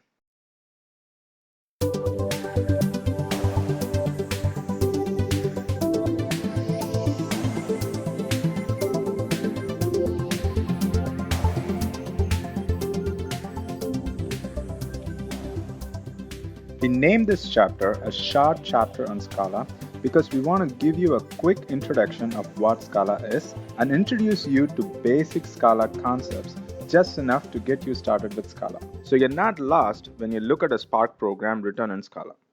This chapter is by no means a course on Scala, but if you're not familiar with Scala, the following lessons will give you a good insight about Scala and help you get your feet wet in Scala. Scala stands for Scalable Language. It was created in 2003 by Martin Odersky and his research team in EPFL, and university in Switzerland. That's right, Scala is not from Silicon Valley. For any product, software, tools, or framework to be successful, it should solve a strong enough problem. So what is the problem Scala is trying to solve? Or in other words, what makes Scala special? The answer to that question is in Scala's homepage. Object-oriented meets functional. Scala is an object-oriented language and also a functional language. Why this is so important for Scala to make this statement on its homepage in big fonts? To understand the importance, let's look at what an object-oriented language is and what a functional language is. Once we understand that, we can understand why a language like Scala would offer both object-oriented and functional programming in one package. Let's talk about object-oriented programming first. Object-oriented programming is a programming model which is based on objects. With object-oriented programming, you can easily visualize a real-life scenario. Let's say you own a car and truck dealership. And here is the most simplest way to model your inventory of cars and trucks in object-oriented programming. In this hierarchical structure, you have vehicle at top, you have car and truck as children. Car has two children, sedan and SUV, and truck has two children, pickup and van. This visual modeling is excellent, isn't it? With the hierarchy, you can say car is a vehicle, a sedan is a car. Let's think for a second what a program is. A program has two basic elements, data and operations that you would do on your data. In object-oriented programming, each box that you see in this illustration is a class, and it helps to visualize both data and operations that is performed on the data in one location. You can create multiple instances of classes called objects, and objects corresponds to what you have in real world. For example, if your inventory has two sedans, we'll create two sedan objects. Most object-oriented programming languages use classes to generate objects. In the same way, a cook uses recipes to create meals. So a class is a recipe, and a programmer uses the class to create object, which is a meal. In this illustration, each sedan object will have the make, model, and price, which are inherited from vehicle along with several other attributes of a car. And we could have properties which are specific to sedan class. For example, number of doors property is specific to sedan. You could have a two-door or a four-door sedan. These properties in the object represents data. We will also have certain methods in the class to perform operations on the data. For example, you could have a method to change the price of a sedan. And let's say you decide to increase the price of your sedan. You simply call the change price method on the sedan object, passing the new price to the method. And the method will change the price of the sedan.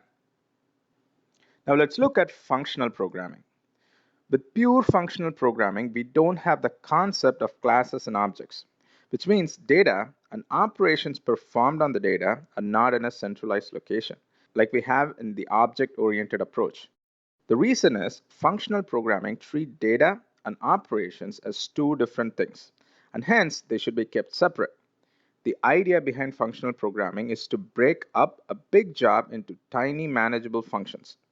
Each function will have a very specific thing to do. Now that we have seen what is object-oriented and functional programming, let's compare both of them. Object-oriented programming gives us a very good real-world representation with objects. Just looking at the class structure and hierarchy, we were able to clearly see and identify what is data and operations involved in the program all in one centralized place. We will not have that ability in functional programming. Functional programming like to view everything as data transformation. Supply input to a function, function does some manipulation with the supplied data and produce the output. Functional programming embraces immutability, meaning the input supplied to the function does not get altered while producing the output. This is done by usually taking a copy of the data or by other means. Why immutability is embraced in functional programming? With immutability in place, we always know both the original data and the latest updated data. This is ideal when you do a lot of data manipulations. Object-oriented programming also supports immutability, but in practice, the value of the input data is most often changed and not preserved. So to know the original value of the data, we have to track the program, and as the program gets complicated, it will be difficult to track the program to find the previous state of a variable or a piece of data. Also, with functional programming, it is very common to pass and receive functions as parameters or arguments. Also, we can return functions from functions. This support is referred to as higher order functions. An object-oriented programming may or may not support higher order functions. This list is by no means a comprehensive comparison, but certainly covers some key items. Both object-oriented programming and functional programming has its own merits and has its own strengths and weaknesses. Object-oriented programming is ideal to visualize and represent the real-world scenarios in a program like our class hierarchy in our car dealership example. Functional programming is ideal when it comes to dealing with data. Hence, for these reasons, most modern programming languages take a hybrid approach. If we take Java, for instance, Java is a very strong object-oriented language. But the need for functional programming elements is so strong from programmers, Java 8 came out with a lot of functional programming concepts. However, the functional programming with Java is not as strong as we see with Python. Python is also a hybrid between object-oriented and functional programming approach. Although Python is not a pure functional programming language, programmers can do functional programming very efficiently with Python. Since functional programming is ideal for data manipulations, Python is widely used in solving mathematical problems and also widely popular among data scientists and data analysts. Scala is built ground up to be a perfect hybrid between object-oriented and functional programming. So we don't have to choose between languages like Java for object-oriented programming and Python for functional programming. Scala is aimed to be the one programming language which can do both object-oriented and functional programming very well. In addition to that, Scala has a rich set of features like traits, strong type inference, pattern matching, and support for higher order functions, just to name a few. Each of these features is a separate topic in itself. When you get a chance, go over Scala documentation to learn about these features, and the documentation is pretty decent. We'll cover a few of these topics in the next upcoming lessons. But why do we have to learn Scala when our goal is to learn Spark? The reason is Spark is written in Scala, and even though you can run code written in Java in a Spark cluster, Scala is gaining so much momentum with data scientists and Spark users. We just cannot ignore Scala anymore. Hadoop is written in Java, so why did Spark creators decided to write Spark in Scala? Here's the answer from Spark's creator, Matei Zachariah. To quote Matei Zachariah, at the time we started, I really wanted a programming language that supports a language integrated interface, where people write functions in line, etc. But I thought that was the way people want to program these applications after seeing research systems that had it. However, I also wanted to be on the JVM in order to easily interact with Hadoop file system and data formats for that. Scala was the only somewhat popular JVM language then that offered this kind of functional syntax and also statically typed, so we chose that. So in simple terms, Scala was chosen because it can work on JVM, so interaction with Hadoop is easier because Hadoop was developed in Java. And also Scala supported functional programming, which is a necessity for programmers developing applications for research systems, since they tend to do a lot of data manipulations. Is Scala easy to learn? If you're not used to programming languages like Python, you might have to spend a little bit more time in getting used to Scala, but it becomes easier with practice. One of the advantages of Scala that is often coded is concise code. With Scala, you'll write fewer lines of code when compared with Java, for example. But this is an advantage if you're an experienced Scala developer, and honestly, this is a disadvantage if you are new to Scala. Because since the code is so concise, it could be hard to follow the code for beginners. If you remember, when Java first came out, its biggest selling point was write once and run anywhere. When a Java program is compiled, it gets converted to bytecode. And you take this bytecode and run on any operating system, irrespective of the operating system where the code was compiled. Interesting thing is, when Scala code is compiled, it also turns into a bytecode. And it runs on a JVM. So you can write your Scala program once and run it anywhere just like Java. Since Scala runs on JVM, it has good interoperability with Java. You can refer any Java libraries or programs from your Scala program and vice versa. In short, Scala creators made it easy and irresistible for Java developers to adapt and embrace Scala. Scala is gaining so much momentum and cannot be ignored anymore. Java still commands the biggest market share, and it is certainly the market leader as of now. But Java is certainly noticing Scala's momentum, and with Oracle's backing, you can expect to see a lot more functional programming concepts introduced to Java in the upcoming releases. It will be very interesting to watch both Java and Scala fight it out. Alright guys, In this lesson, we saw the motivation behind Scala and why Scala is popular among Spark developers. And we saw some of the key benefits of Scala as well. In the next lesson, we'll write code in Scala to get our feet wet and get ourselves introduced to Scala. See you in the next lesson.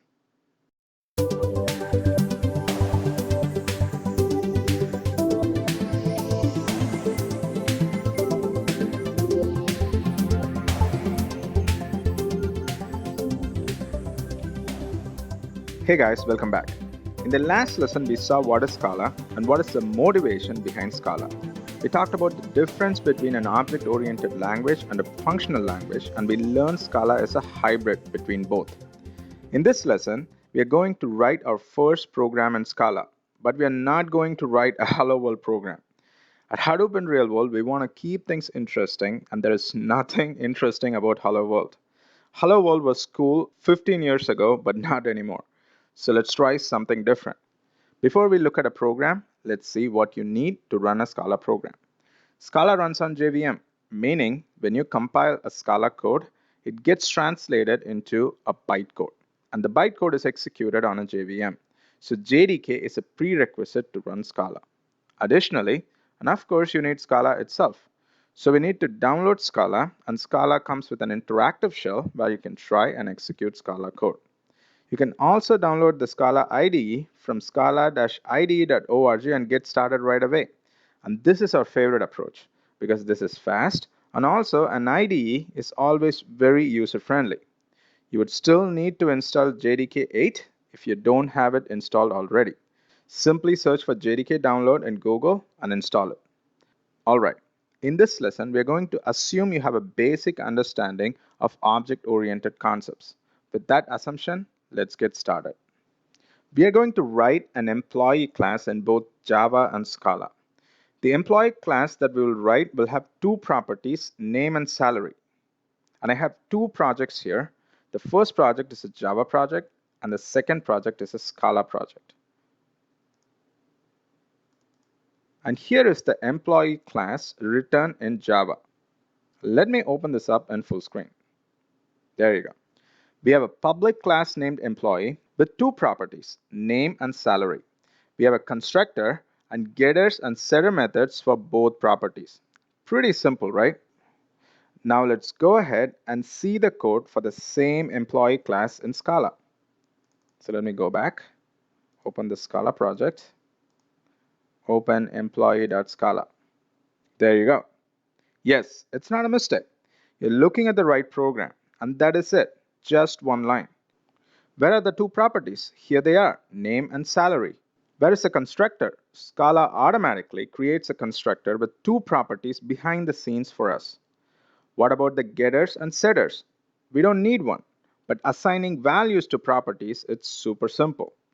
All those lines of code in Java to just one line of code in Scala. When you have a class, you need a set of properties, constructor, and a way to get and set values to the properties. That's pretty basic set of requirements, right? Java made us write code for such basic requirements. Scala came along and said, if there is something so basic, we don't want to burden the programmer to write code for it. We will take care of it behind the scenes. This has made Scala code very concise. Scala has removed the need to write redundant boilerplate code that we are so used to write in Java. A class by itself is not a lot of value. So let's create an instance or an object for the employee class. Just like Java, we need an entry point for the program, that is the main method. So let's write one. Object main, and we have the main method here. What is an object? Object in Scala are singleton, meaning there can only be one instance, and the name of the instance in this case is main. And here is our main method. Def keyword indicates that this is a method. Just like Java, main method has a string array as argument, and :unit means the main method returns nothing or void. Unit in Scala is nothing but void in Java. Let's create an employee object named Emily. We will say var Emily equals new employee and pass the values for properties which will be set through the constructor. So this employee's name is Emily and the salary is 10,000. Now that we have an employee object, let's print the properties, name and salary. Println is to print. Just say emily.name and emily.salary to get the values. You can notice that we are not using semicolon to end a new line of code. Again, this is redundant, so Scala does not expect it. You can use a semicolon for your own readability's sake if needed, but Scala doesn't expect it. So why don't we go ahead and run this code? And there you go. The output is Emily and 10,000. We can also set the values. For example, to change the salary to 20,000, we'll say emily.salary equals 20,000. Let's add another println statement to print the salary for Emily. Let's go ahead and execute this. There you go. Now the salary for Emily is 20,000. Let's say we would like to add another property named department to the employee class. Pretty simple. Add curly brackets and simply say var department equals 0. Here we are defaulting the department to 0. Now let's do a println on Emily's department. Let's go ahead and run this. Now for the department, we are getting the output as 0, just as expected because we have initialized the department variable to 0.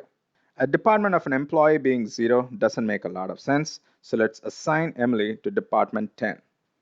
So I'm going to say Emily.department equals 10 as a string.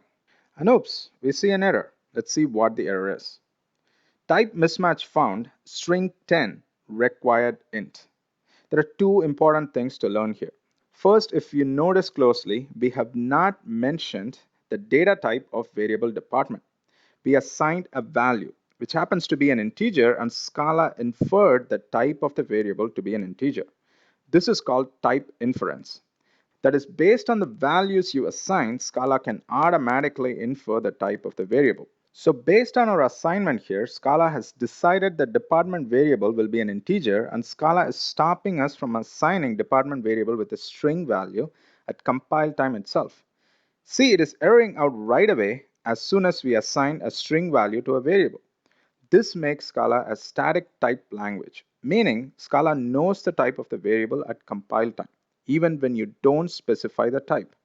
This means invalid type assignments are caught during compile time and fixed before the code is executed at runtime.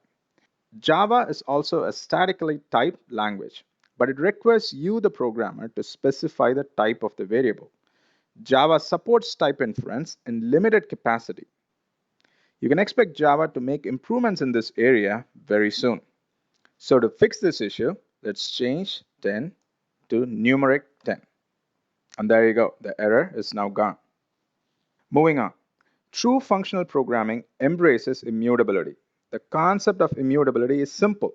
Once a value is set, you're not allowed to change it. Let's say you have a function which takes an integer. In true functional programming style, the value you pass to the function never gets altered in the function. The function will take the value, does some computation, but never alters the input and returns the output. At the end of the function call, you always have the input unaltered and the output. Scala, also being a functional language, embraces immutability. So when we say var department, it means variable department. And department is mutable, meaning we can change the department. And that is exactly what we did. Initially, the value for department is 0. We have changed the department to 10. But if you like department to be immutable, we need to make department as val. So let's change var to val.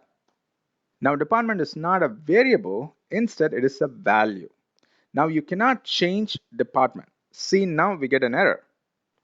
The error says reassignment to val. Val in Scala is comparable to final in Java. So val or value is immutable, so you cannot change it. So let's change this back to var and move on to our next concept. In our program, salary is an integer. So when I say emily.salary dot, I can do a toString on an integer. There you go. So I can say employee.salary.toString. This will convert the integer value to a string value. Now let's try to do the same thing in Java. So going back to the Java program, in the get salary method, let me just say dot to string. And here you see an error. Cannot invoke toString on the primitive type int. And I hear what you're saying. Salary is an integer that is a primitive, and we can only call functions or methods on objects and not on primitive types. So if we make salary an integer type instead of an int, we can call the toString method. And that is correct. Java differentiates between primitives and objects, whereas Scala doesn't. In Scala, everything is an object. There is no concepts of primitive in Scala. Another reason why Scala is a pure object-oriented language.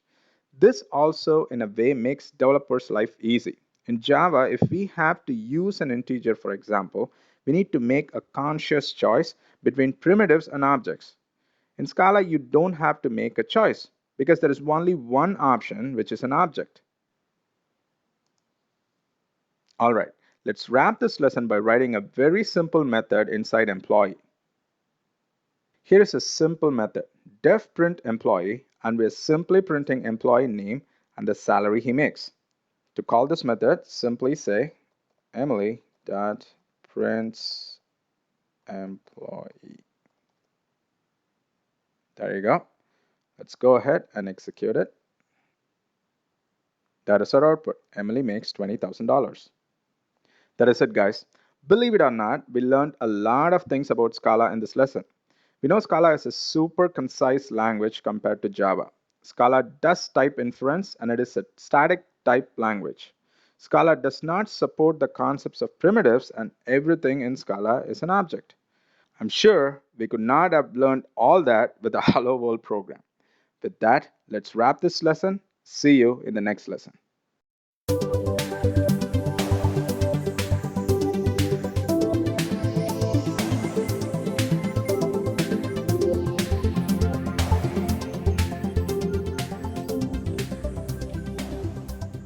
Hey guys, welcome back. In the last lesson, we wrote our first program in Scala. We created a class with properties and methods, and we did set and get on the properties. We also learned Scala's support type inference, and it is a static type language. In this lesson, we are going to talk about functions. Why do we need a lesson on functions? It is a pretty simple concept, right?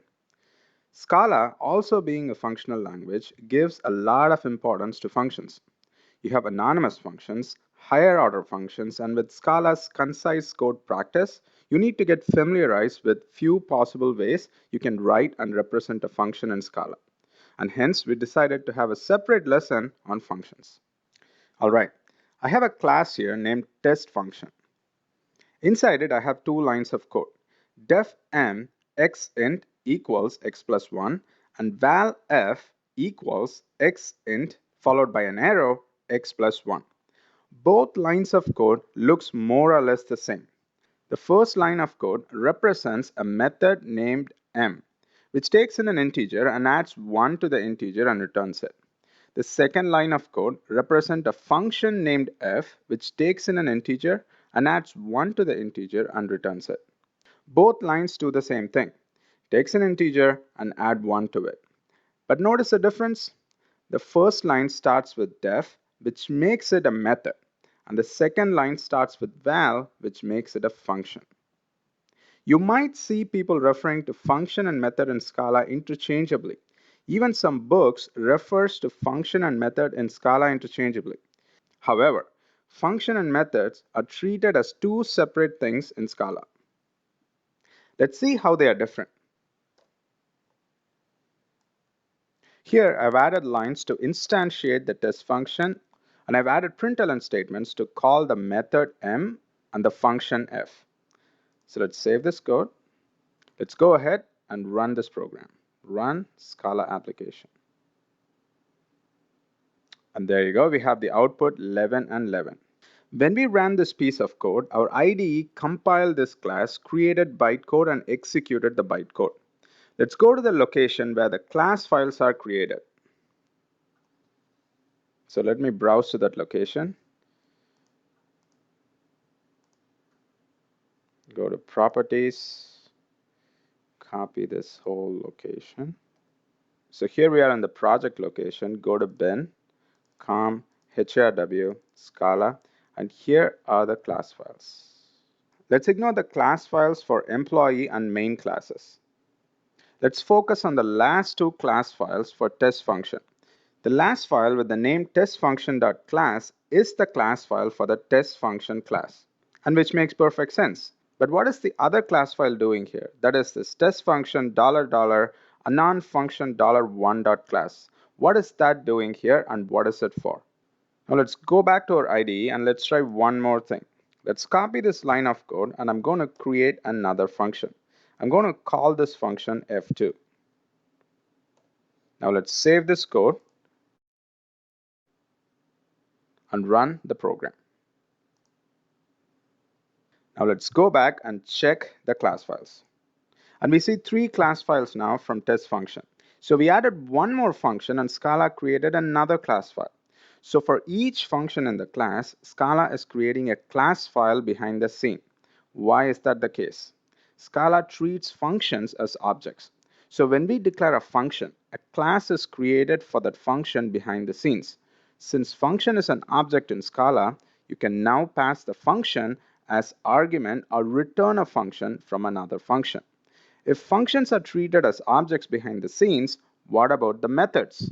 Methods are not objects in Scala. And think of a method as an item in the class, just like the methods defined inside a class in Java. They're no different. Methods are not meant to be passed in arguments. You can, however, pass a method to another function or a method, but behind the scene, Scala will convert the method to a function, and a class is created behind the scenes. And each time a method is used as a function, Scala will create a new instance of that class, which adds unnecessary overhead. So if you're coding in a functional programming context, that is, when there is a need to pass a function as an argument or return a function, always use functions instead of methods. Because if you use methods, they will be converted to functions behind the scenes anyway. All right, let's try to write a couple more functions. Here's a function, simple string fun, with no arguments, and it returns a string. If you look at the syntax, the things to the left of the arrow is the argument to the function, and the things to the right of the arrow is the body of the function. Here, the body is just a one-liner. You may also notice there is no return keyword, because you don't need one. Scala adds it for you.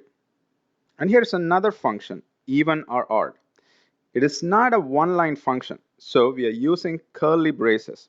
If the number is even, we return even. If the number is odd, we return odd. Again, there is no need for a return keyword. I've also added 2 lines of code here to call both of these functions. Let's go ahead and run the code.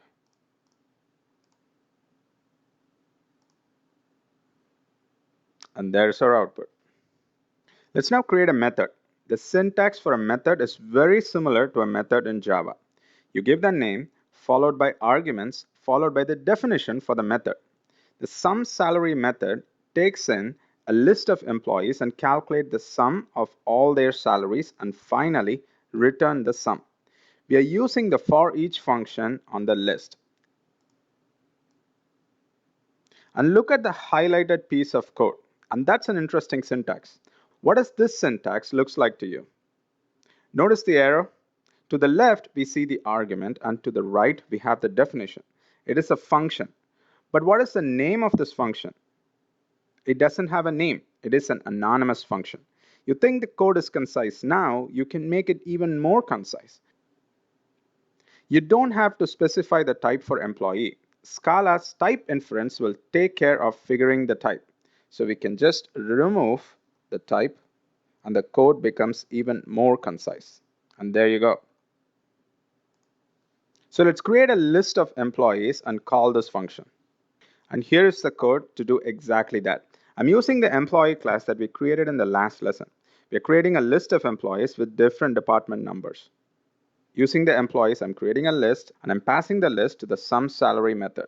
So let's go ahead, save our program, and run the program. The total salary is $22,000. Perfect.